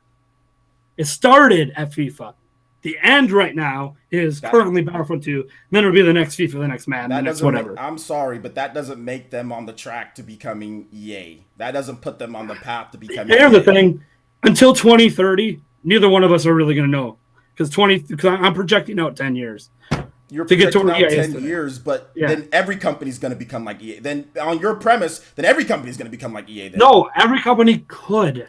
My point is, it could go that direction. Are you serious? You should stem the tide. Stem the tide before it gets worse. Are you serious? You're trying to sit here and say every company become like EA. So I'm going to say that you just said that. I said they could. Every company could become like EA, which is dumb. Every company is not going to become like EA. All right, you know what? Fire Emblem Heroes, Animal Crossing Pocket Camp. Keep your loot boxes. It's A-okay because consumers aren't complaining enough. And when you put it in Animal Crossing for Switch, you know what? It's A-okay because not enough consumers are complaining. And then 10 years from now, when your characters in Smash Bros. Are determined by loot boxes. I'll point back to this debate. That's just a bunch of guessing. That's just a bunch of guessing based on what? Based on loot boxes or based on in a free-to-play game? Okay, is that Smash game going to be free-to-play too? Maybe. Is that going to be a free-to-play Smash game too? The most profitable games today are free-to-play in PUBG and Fortnite. Okay, but is Smash Brothers? You're trying to sit here and say 10 years from now, this and this and this and this and this are going to happen. It could be. It could be free-to-play. It could. Okay, well then everybody is going to do that because you're saying it could. You don't have sufficient evidence based on what they're doing after doing years and years and years of DLC at this point. They just started doing loot boxes. That's in a free-to-play. That's a mobile game. It works for mobile. It works for mobile. Let me know. They did it with Amiibo. They will be on the track. They did it with Happy Home Designer on 3DS. They will be on the track to being like EA when they start doing that stuff and to where it throttles you and affects you in regular games, in AAA games when they do what EA does. EA, like I said, EA's been doing crappy stuff for a long time, well before then, in the same time period that you're trying to sit here and say that Nintendo's done with the years with DLC. They've been doing that. It's pretty clear that some companies do DLC right and some companies do DLC wrong. So therefore, the projections future is not the same, okay? You look at projections and the projections say that Nintendo's probably doing DLC better than what EA did at the beginning when they started doing DLC and years afterwards. That's what the projections say. That's what, because like we look at Bethesda, they've been doing DLC for how many years now or whatever, right? Well, I can cover Horse that. Armor, it started off wrong, but they've got DLC down, and people generally like Bethesda's DLC. They should have been on the same track that you're saying because they did Horse Armor back in 2006. That's horrible. Why didn't they turn into EA like you're saying? So that's the problem that I have. You're sitting here and acting like everyone is this is going to all blow up because you're overreacting and you're clickbaiting with that video that you did. You clickbaited and you're trying to sit here and say, so in 2006, people are, oh my gosh, Bethesda's going to turn into this crazy company that nickels and dimes you for horse armor, for sword armor, for shirt armor, for shoes armor. And is Bethesda that company that does that? They're not. So can you do me a favor? You clickbaited, and it doesn't always work out the way that it works out because that would have happened with Bethesda. Issues with any extra downloadable content Nintendo's ever done? What? Do you have any issues with any of the extra downloadable content Nintendo's ever done? Yes. What? Give an example. Fire Emblem is not the best implementation, but that's Intelligent Systems. It's like they have their own president, CEO, and what they want to do, so they do that.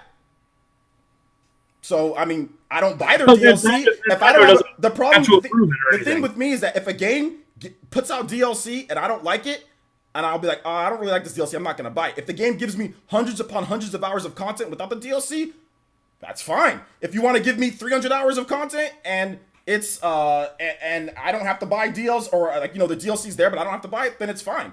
If a game wants to cut out a single player and then say here's a $50 season pass, you know, then I have a problem with that. But Nintendo's not doing that. They had a $45 season pass with Fire Emblem. It's $20 if I'm not. No, Fire Emblem Echoes is $45. Okay, and that's actually 30% off of buying the content. Fire Emblem Warriors, but like I said, that's Warriors. That's what Warriors is different. Warriors charge you the same price Hyrule Warriors did. That's how it should be handled in my opinion.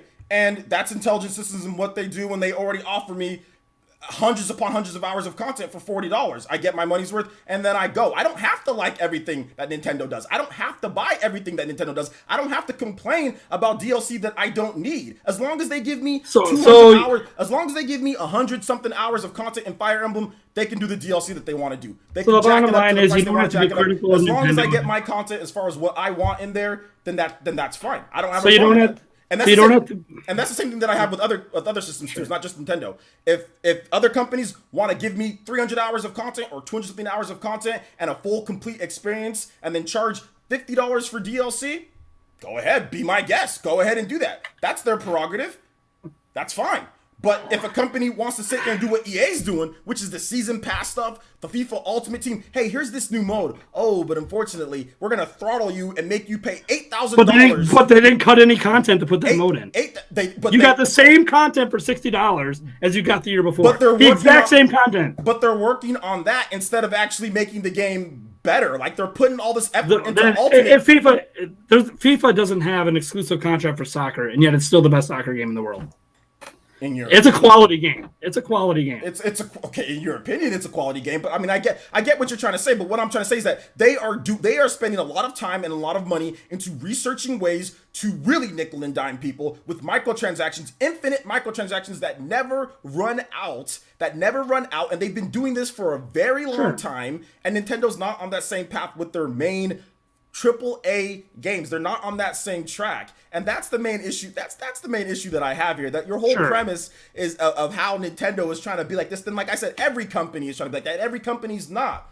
Then Bethesda would be on the every company is looking to maximize revenue. Like every company is looking to maximize revenue, and that's fine. And every consumer has the right to buy certain revenue or not. Or buy certain stuff and not buy certain stuff. And what I see with Fire Emblem is that I see that you get a game that's going to give you at least, if you want to do everything, it's going to give you 100 hours minimum. So what you're saying is, if the game you bought was, in your opinion, worth the price of admission, that it's impossible to be critical of the DLC. No, you can be critical all you want to.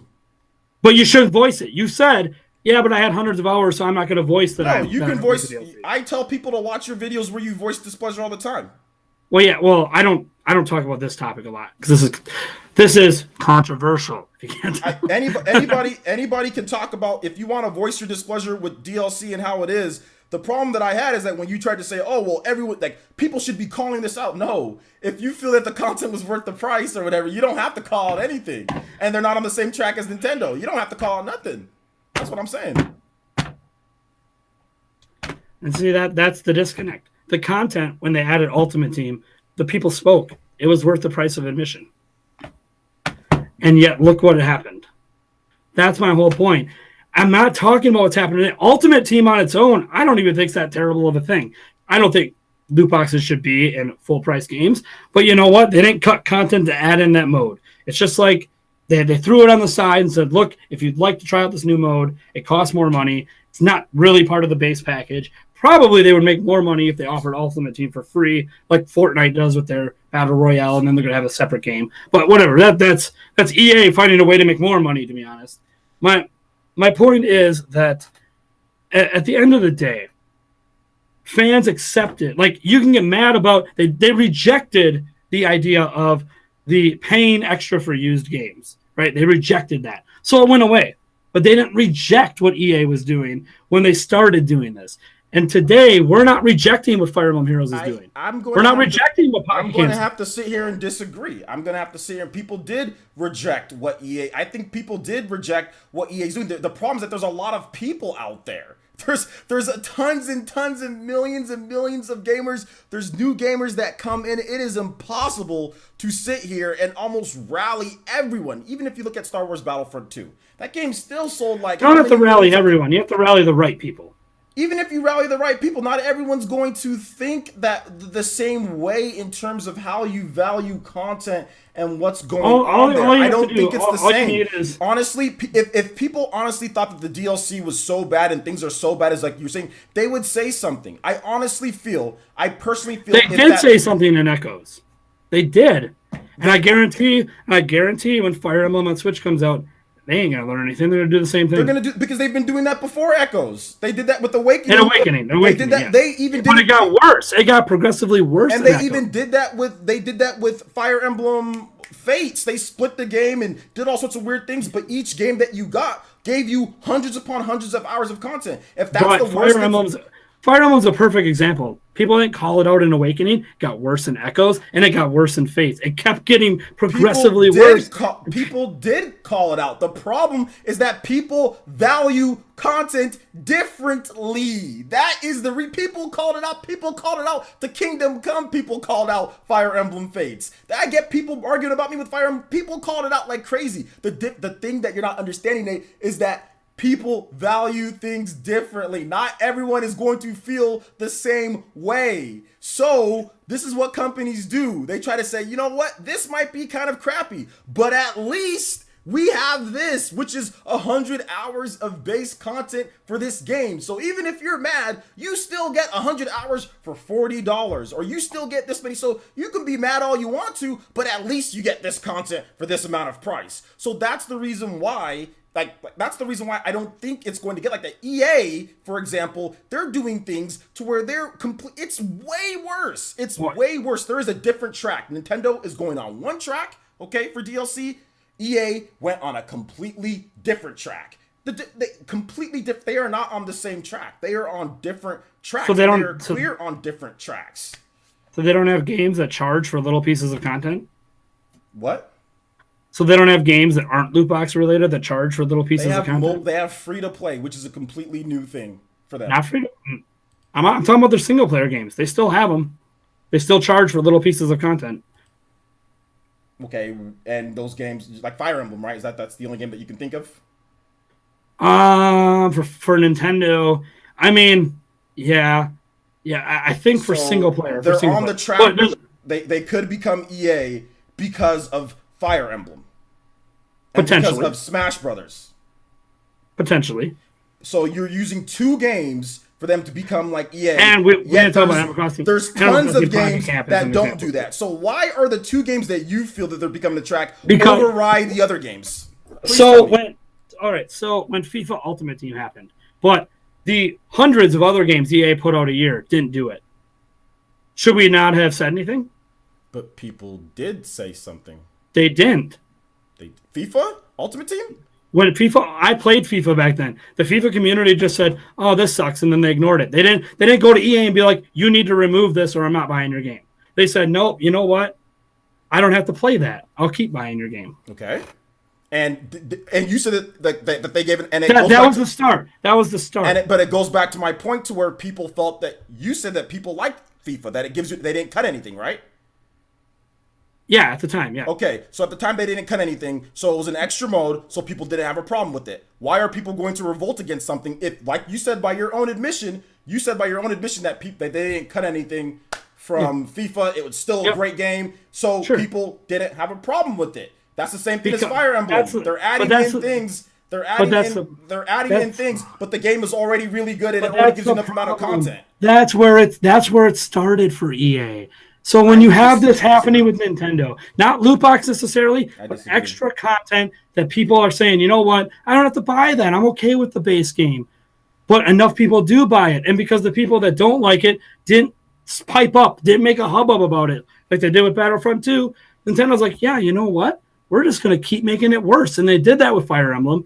Don't be surprised when they do it with Animal Crossing on Switch. Are you trying Don't be surprised if Mario Kart Tour leads to some sort of system in Mario Kart 9 in the future. So are you trying to tell me that Nintendo simply is just looking at that and not looking at all the other stuff people are saying when it comes to EA and when it comes to DLC and all that? Are you just trying to say you're going all negative? You're trying to tell me that they're not looking at any of the other stuff, like how people don't want to be throttled with DLC and how people don't like all these intrusive microtransactions? You're trying to tell me that they're looking at all the negative, but they're not looking at any of that and could potentially make sure that they stay on the right course? Why? No, because they're a for-profit company. They look at the sales. Oh, this game's still selling 4 or 5 million copies. Oh, and we're making this extra money on top. Why would we not keep doing that? And from what I've seen, that they clearly see they could have throttled you in Xenoblade Chronicles 2. No, they couldn't have because that's a niche game. It's too low. Doesn't matter if it's a niche game. It's too low of sale. Yes, it is. They If you upset the player base of Xenoblade, that's less than 1 million on average. There are Bravely Default is a niche game, and that game has microtransactions. Bravely Default's a cheaper game. It's not a $60 console. Doesn't matter if it's cheaper or not. You said niche.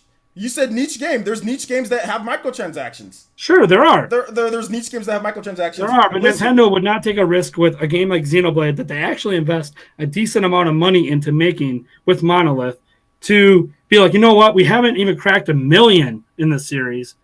Let's just throw a bunch of stuff in that potentially might stunt growth so we can make more money off less people. So that's what EA does that for some things. So you're saying that Nintendo looks at certain things and says, you know what, it's probably not a good idea to do that. Yeah, they look at profit margins and sales figures. Okay. So they wait for a franchise, as an example, Fire Emblem. It got to a certain size, they started doing this stuff. Mario Kart got to a certain size, now we're offering DLC. That's not, Nate. That's not true. Splatoon 2, now they're doing an expansion after it got to a certain size. No. Time out. Let me stop you right there. It did not get to a certain size. Fire Emblem was on its deathbed when they did that. Its deathbed. Yeah, Awakening had to sell to keep the series going. They did this on its... The last game didn't have it and sold less than the game that did. But it was a pre-established franchise that, yes, if this game sold like crap, it's dead, but they added that in there so they can make the most amount of money from the game, regardless of how many people buy it. You said that it built up to. Yes, because it wasn't the first Fire Emblem game, was it? It was an established IP. Established IP that was damn near dead, and you're trying to sit here and tell me that. As an example, I'll give you Splatoon, right? Wait, Nate, come on. At least just admit that the point that you made was ridiculous. You just said, oh, well, they built up to it and they wouldn't do that in a niche franchise. You just said that they wouldn't do that in a niche franchise like Xenoblade. Xenoblade was more popular than Fire Emblem, and they did it in Fire Emblem. Just admit that point that you made was whack. Xenoblade was not more popular than Fire Emblem. Xenoblade was more popular than Fire Emblem. At their points, it was more popular. Fire Emblem was dead. It was dead. I'll give you... Hold on, I'm looking up the sales figures right now. Xenoblade 1 was more popular than the last Fire Emblem game before Fire Emblem Awakening. Xenoblade 1 sold better and was more popular than Fire Emblem. It flopped. I'm looking at the release date. Fire Emblem flopped. I'm looking at the sales. Hold on. Look at the sales. I don't need to look at sales to tell you that you're wrong. How are you going to sit here and tell me that Xenoblade Fire Emblem was more popular when the franchise was about to die? The franchise was dead.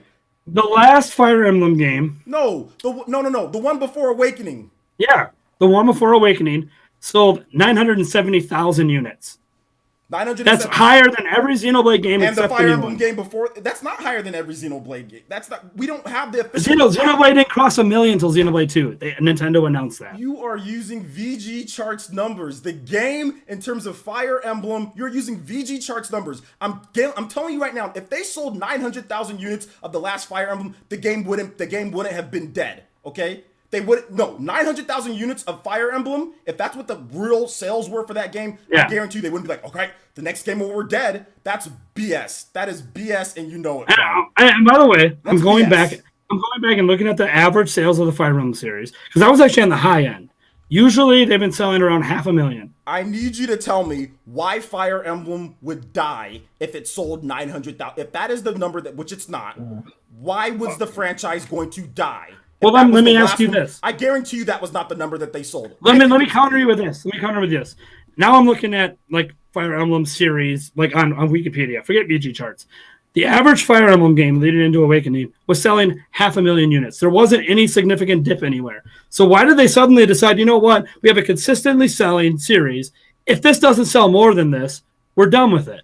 The problem is that you don't know Fire Emblem, and it wasn't consistently selling. You're using VG charts. I'm not on VG charts. I just told you I went to a different source. The source is not... Listen, the franchise flops, okay?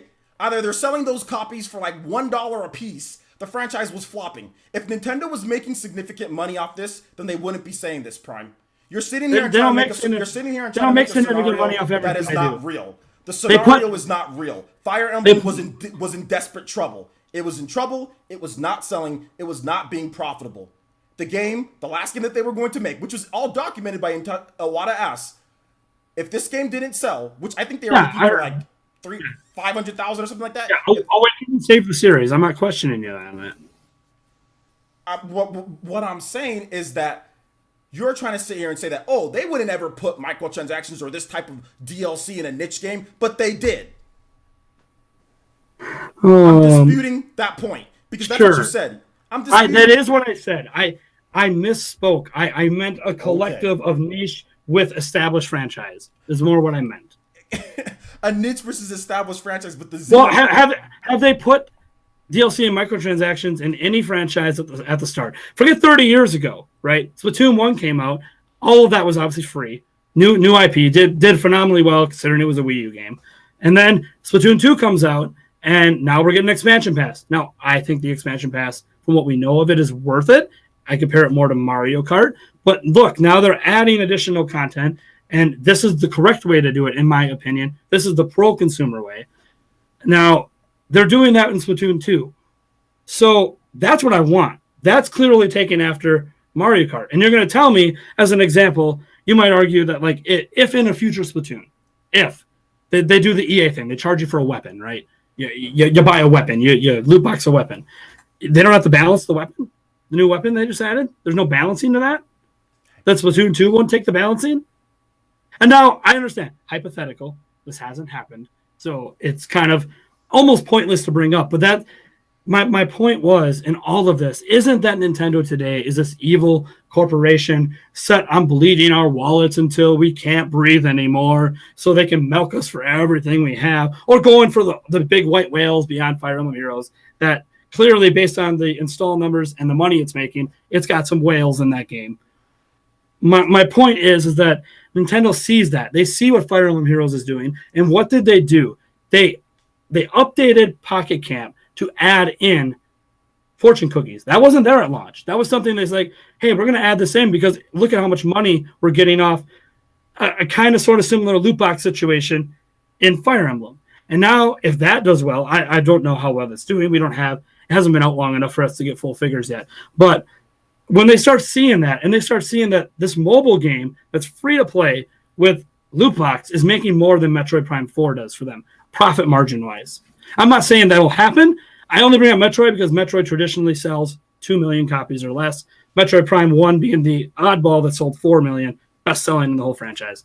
But if there's no continual way to make revenue off of Metroid, over time, Fire Emblem Heroes is going to make more money. You're comparing Metroid. This is all Nintendo, though. This is stuff Nintendo's doing. Mobile, and you're comparing. Nintendo has a clear-cut vision for what they want to do and how their fans are going to react to Metroid versus mobile. You are sitting here and making conspiracy theories and saying it could, based on mobile, which is silly. There is a clear difference between the two that we have seen. Nintendo is not going to make microtransactions like they did just because they make money in Animal Crossing or whatever, or Fire Emblem. That doesn't mean that they're on the tracks to do the same thing in their main games. That does not mean that. And that they're in Happy Home Designer on 3DS. How is that going to be any different from Animal Crossing on Switch? Besides the fact it'll be a fuller game, not just about your home. What is Happy Home Designer? So Happy Home Designer is a game that came out on 3DS. Yes, I know that. Yeah. So it's basically just a home decorator is what it is.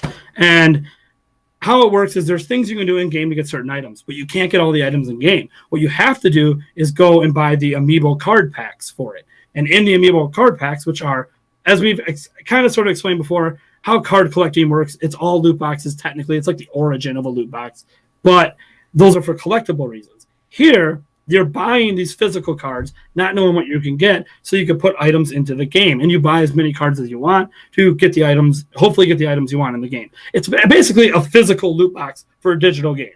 How many of these cards are there for you to use in the game?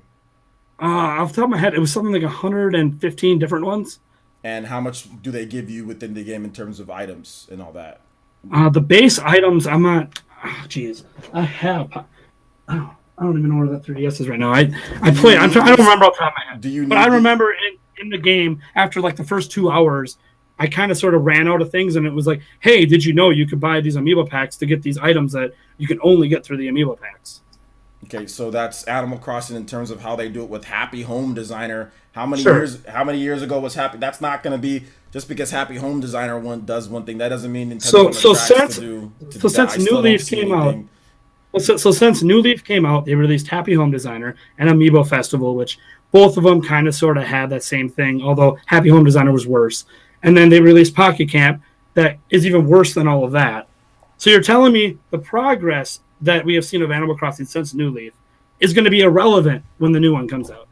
What I'm saying is that Nintendo has clearly seen how certain games progress. Like Happy Home Designer, I don't think that was like a huge seller or people flocked to that game and bought all that. So the fact that people didn't do that, I'm pretty sure that they're going to look and say, you know what, people didn't really like everything that was done in that game. People didn't really like Animal Crossing Amiibo Festival and what was done in that game. Maybe we shouldn't do the same thing because those games weren't successful.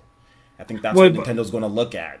Or they look at it as none of these games are full Animal Crossing games. So what if we create a full Animal Crossing game for Switch and we say, you know what, but we add fortune cookies so you can get stuff in your house that you might not be able to get in game or get enough currency in game to get faster. I mean, obviously, in most cases, even an Ultimate Team on FIFA, right? You can get all the players. You never need to spend a dime. You can get it. It's about how much time you want. It's going to take you way too long. You can't. Sure, but that's what it is in Pocket Camp right now. If you want all of the stuff to decorate your campsite, it takes you too long. Comparing a $60 game to a free-to-play game, but okay, go ahead. No, what you got to see, the loot box, what I'm saying, the loot boxes started in the Happy Home Designer for the Animal Crossing thing, progressed a little bit into Amiibo Festival. I don't know enough about Amiibo Festival to continue talking about it, outside of the fact that I know you needed to buy the Amiibo and use the Amiibo cards. I'm going to leave that one alone because I didn't touch that game with a 10-foot pole. I had no appeal. I don't think you're making a solid point here with Animal Crossing. Happy Home Designer, you're trying to sit here and say they see the progress, like they did this, and so how do you know it's not going to come to this next thing? But it failed. It didn't do as good as that. But we don't know. We don't know that it failed. We know that it didn't sell as much as Animal Crossing New Leaf. It's not a full Animal Crossing game. Okay. If they take the mechanics from if they take fortune cookies or amiibo cards, they take those mechanics and they put them in a full Animal Crossing game. A full Animal Crossing game on its own is probably going to sell 4 or 5 million units on Switch, if not more. More than that. Okay, more than that, right? Like we can agree a full Animal Crossing game, like a full Pokemon game, is going to go nuts. People are going to buy it. But if they put those mechanics in there, that like if they look at it as, yeah, we didn't sell a lot of Happy Home Designer, but look at the profit margins per sale based on the microtransactions we did off those amiibo cards. Or look at Pocket Camp. We didn't get a huge install base, but the people that did get it, look at the money we made off them. So if we release a game that we know 8, 9, 10 million people are going to buy, how much extra money can we make if we put those mechanics in that game? Okay. How do you know Nintendo? I say this because Animal Crossing is the repeat offender right now. The thing they've experimented Happy with. Home Designer is not the type of game that's like people are sitting here and saying that it's like a full game or anything like that. So I don't think Nintendo would put You still buy the game. Is the same type of thing. It's like that game was built. It's like saying, oh man, we're getting nickel and dimed with like Skylanders or something like that. The game was built for you to go out there and buy these stupid little things and use them in that game. That was the whole point of the game, like to buy these things, to use these things in the game.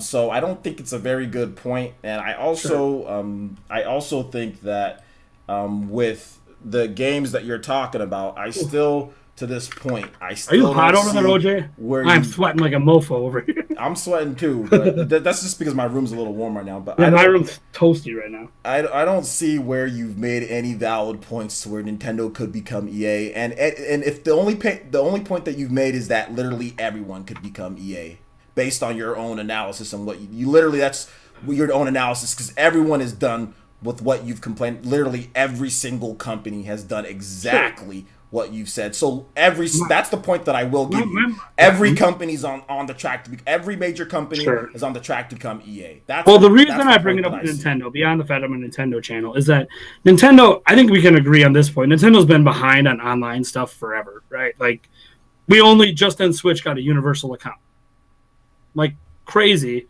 That things that have been around since like 2006 and before, we just got now.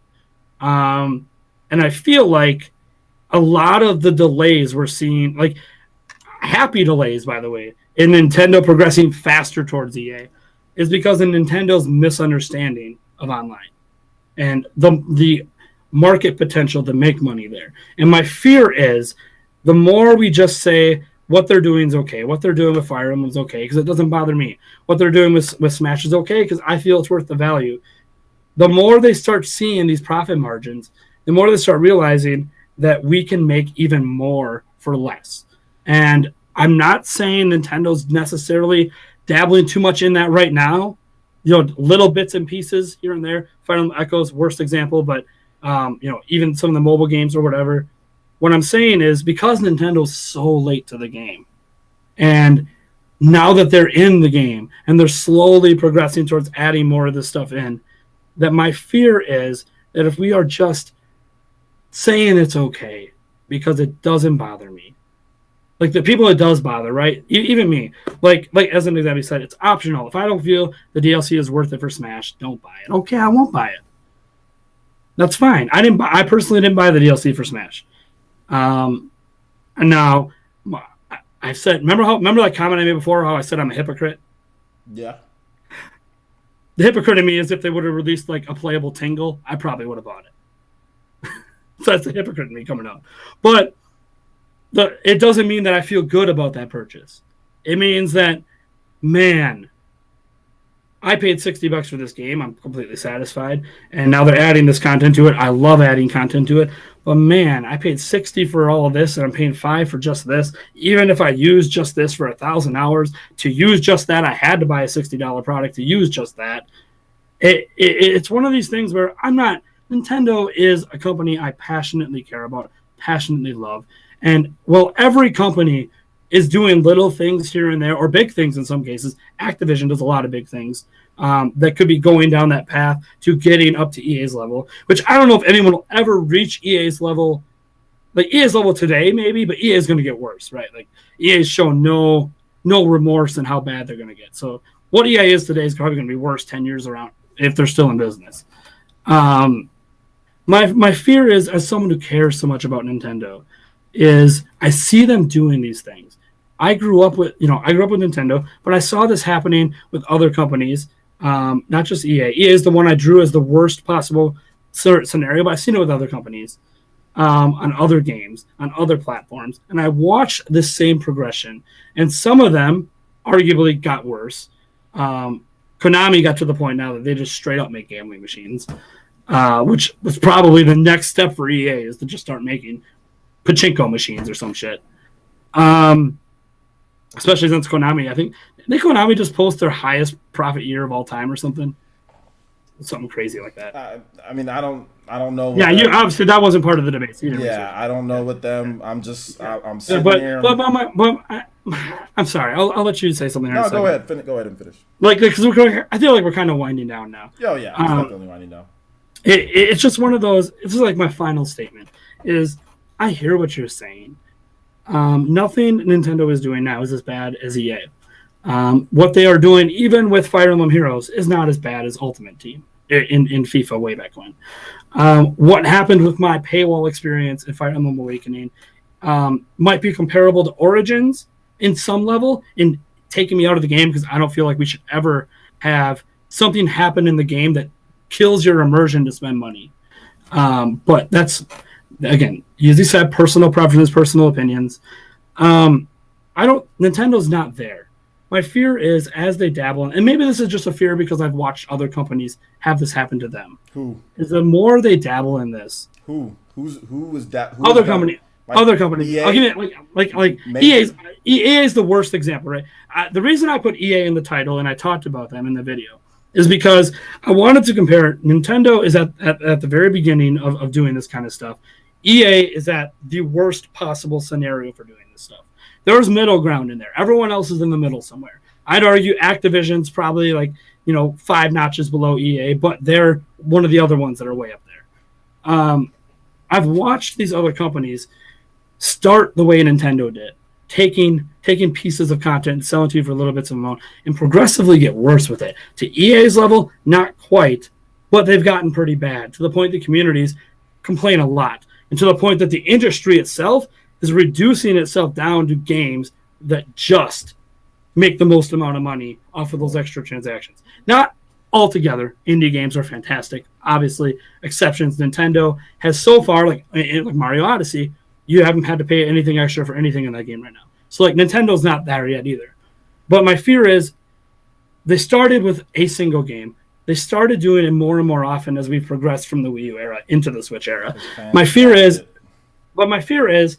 it's not that I don't want extra content. I've been paying for expansion packs since I think the first time I remember Age of Empires and Sims. Based on you, pretty much the minute they decided to do anything extra, they're on the track to become EA. Pretty much. No, not anything extra. Because to me, the minute they wanted to do DLC, they were on the track to becoming EA. That's pretty much what you said. There's a separation in content delivery. I grew up, and this is probably where a lot of this comes from.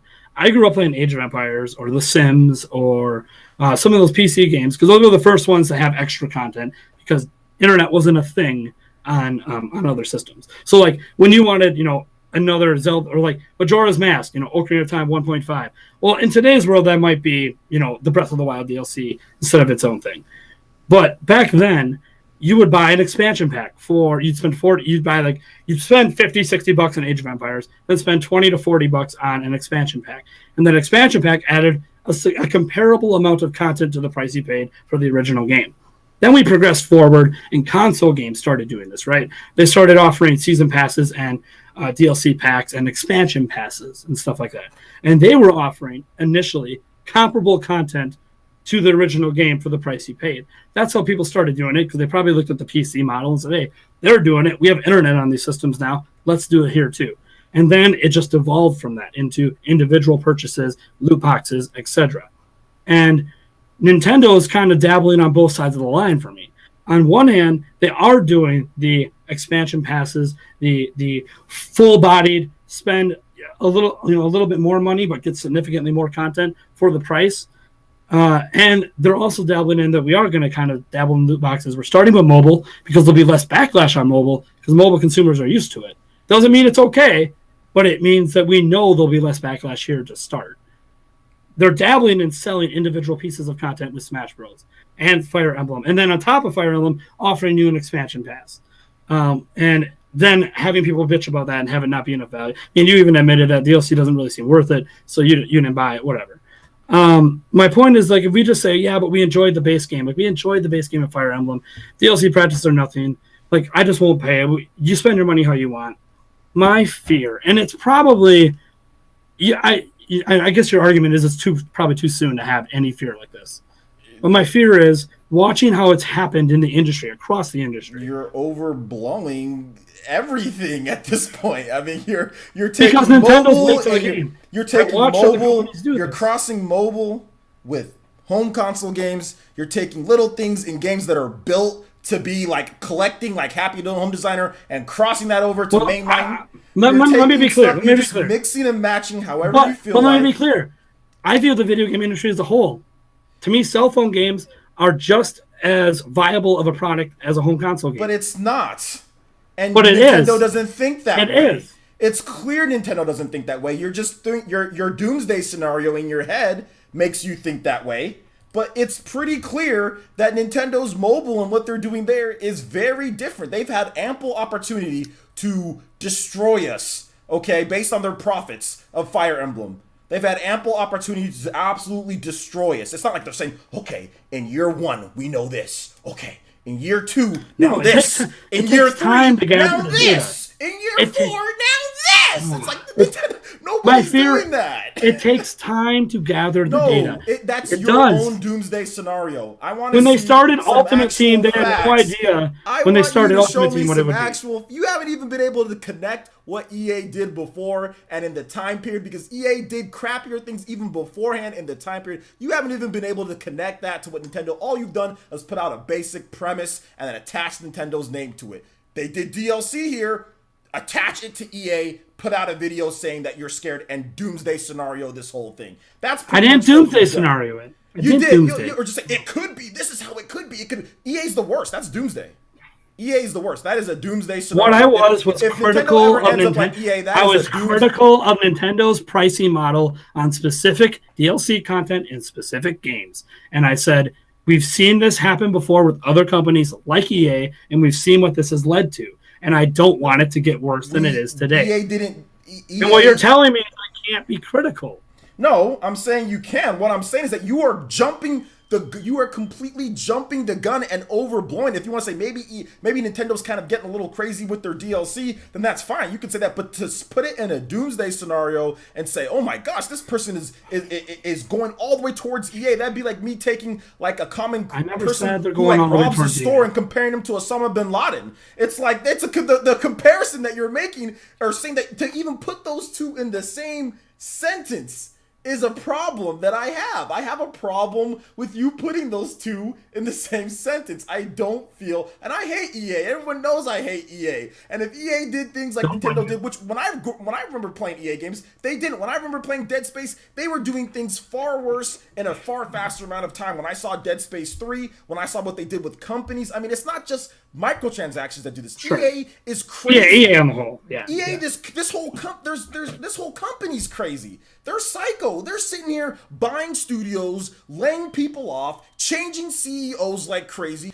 All of that stuff relates to their transfers to their games. They are taking people and doing the weirdest things. You need to, if you're going to compare them to EA, then they have to have the same workplace environment, the same scenarios, the same type of things going on. That is not the case. So when you sit there and say, "Oh, well, this could happen because it's EA," look at all the stuff EA's done with the management. I mean, it's a person. It's not just ideas of microtransactions. We're talking about how the company is run, the people running the company, the mindsets of those companies. These two companies don't have the same mindset. There's nothing to do between them. So that's the biggest issue that I have. This company is EA is literally insane and drunk off of money more so than anything. They're probably looking at Nintendo and saying, "This company is foolish. This is a stupid company," because look at all the times that they could throttle you with microtransactions and stuff. EA can afford to buy Nintendo. That's how much money they have.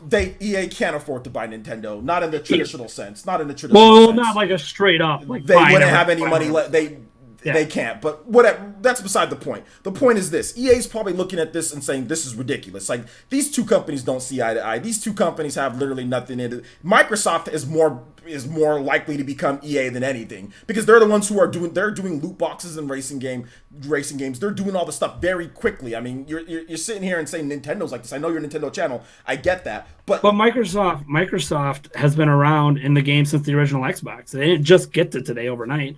They started doing some of this stuff, dabbling in it with Halo back in 2008.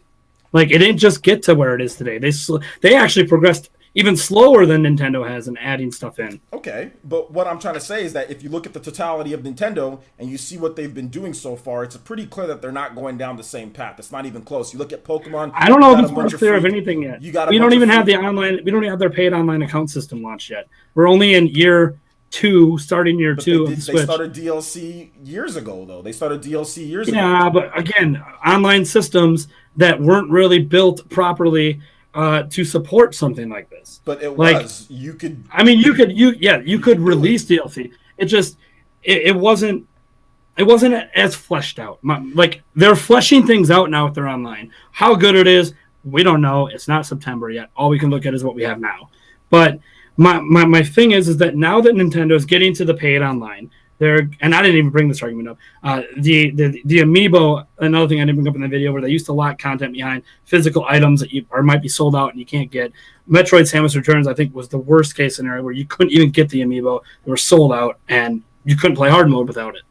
Well, you couldn't play the fusion mode. You can play the hard mode that you unlock after the game. Yeah. It was the hardest of the hard modes. It was an extra mode in the game. Yeah. So like, and my criticism back then for that was, have that. You can have it behind the amiibo. So if someone wants to buy the amiibo and they just get that for having the amiibo, great. But they should sell it on the side as well, right? Like, okay, but that I know it's a different point. In the same track as EA. That's completely different. You're comparing two things that aren't in the same track. I wish EA went in that track. Please, EA, if you want to EA locked content behind physical items that are sold out. If you want to give us a game as good as Metroid Samus Returns, or if you want to give us as much content as Smash Bros, EA, please, give me games, EA. Give me games that give me as much content as Smash Brothers and give me $70 of DLC with extra characters and decide if I want to buy them or not. If EA does that for the rest of their times with all their games, nobody will have a single problem with EA at all. EA got way worse, way faster, and I don't think you've proved that they haven't. I don't think that you've proved that they haven't. I'm not trying to prove how fast EA got worse. You did, actually. I'm saying they started the extra online purchases with Ultimate Team about 15 years ago, and Nintendo is not 15 years into this. I'm saying that like Nintendo in the same time, like if you want to break it down, the first 4 years of EA starting to from Ultimate Team through the next 4 years, Nintendo has more games than EA does, charging extra stuff for in that same time period. Nintendo already is at an accelerated rate in terms of charging more. Now, again, there's a difference, I think, between this is why I separate out DLC and microtransactions. Microtransactions is individually buying small things for a little bit of money. If that small thing is a currency to use a loot box, or it's just straight up buying loot boxes for $2, okay, like that's still a microtransaction, just as much as buying a stage for $2. Those are two different things. You cannot put those two. So if a game had two different small things that you can buy, they're each $1 a piece, you're going to put that in the same category as a game that you can consistently buy infinite amounts of orbs or FIFA Ultimate Team packs. You're going to put those two in the same category?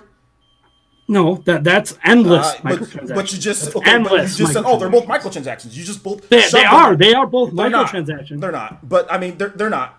They're not.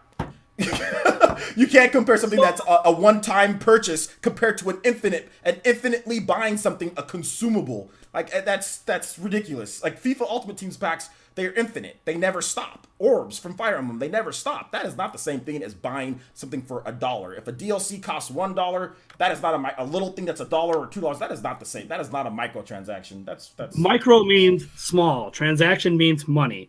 Small transaction. It has nothing to do if the transactions are infinite.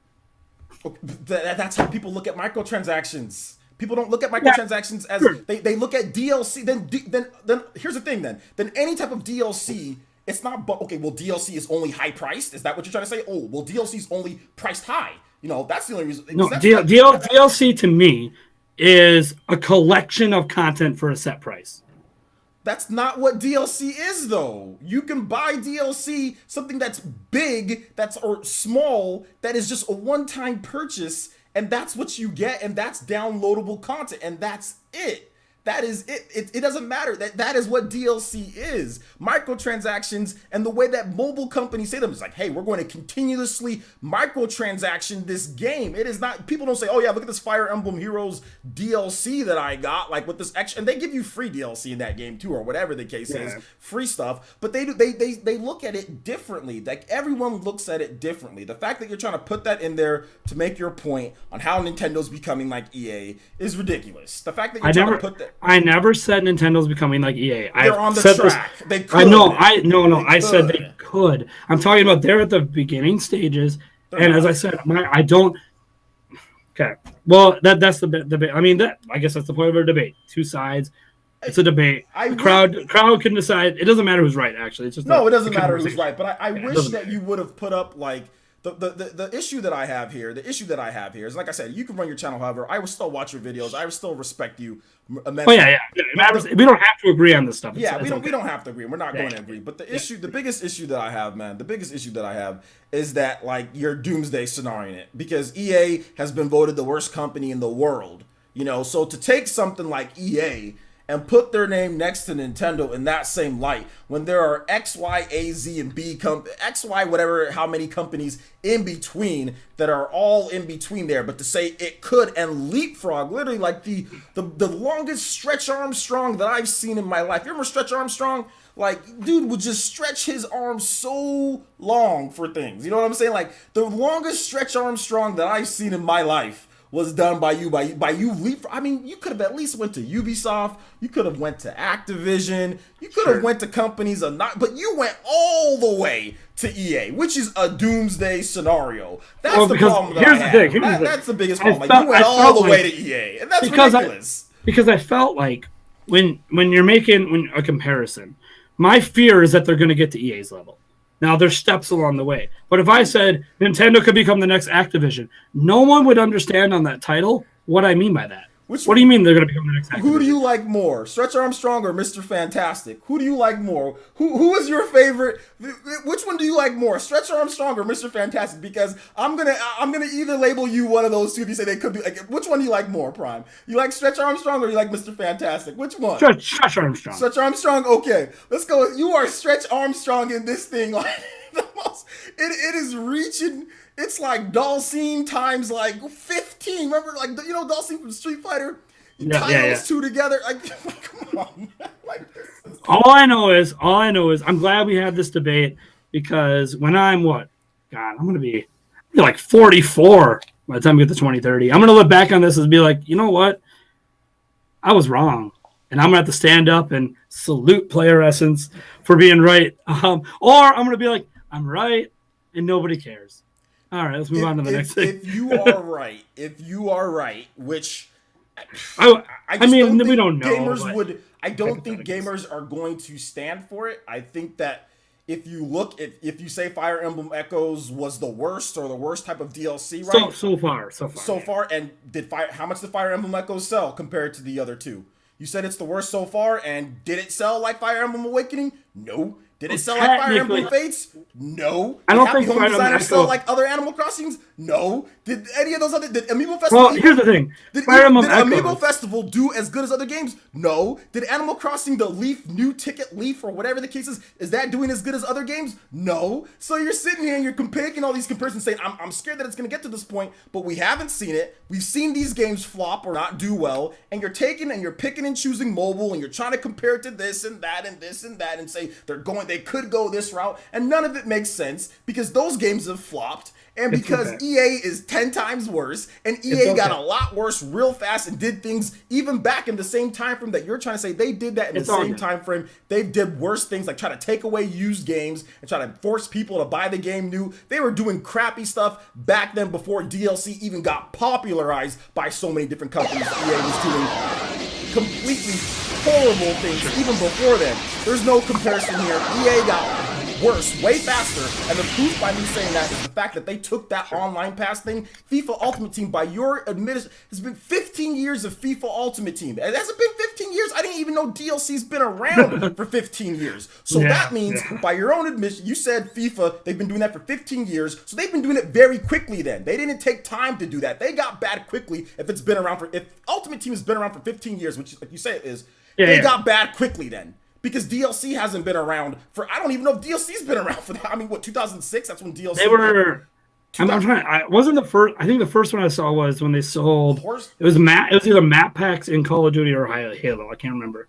That might have been the first I saw on console. In terms of popularizing DLC, the 6th generation. So if they've been doing FIFA Ultimate Team for 15 years, you completely destroyed your own point by saying that it took time and it took a lot. No, it didn't. They were bad 15 years ago, my guy. So they were bad instantly. So Nintendo's not on the same track as them, because then that means they would have just been as bad, just as fast. EA was bad from the beginning. From when this crap started, they've been bad since. They've been trashed since then, and Nintendo has had a good amount of time to see if they become as trash as EA, and that hasn't happened. So therefore, I dispute your premise of your whole video, because EA got trashed quickly and Nintendo did not. So that's the basic gist of it right there, man. I think I've made my point.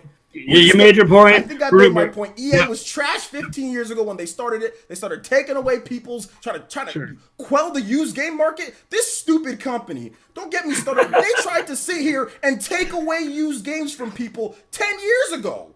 Like what is it? Or 9 years ago, 9 or 10 years ago, this stupid company started doing this a long time ago before DLC was even popularized. How do you compare this company? We're just gonna we're done. So the debate's over.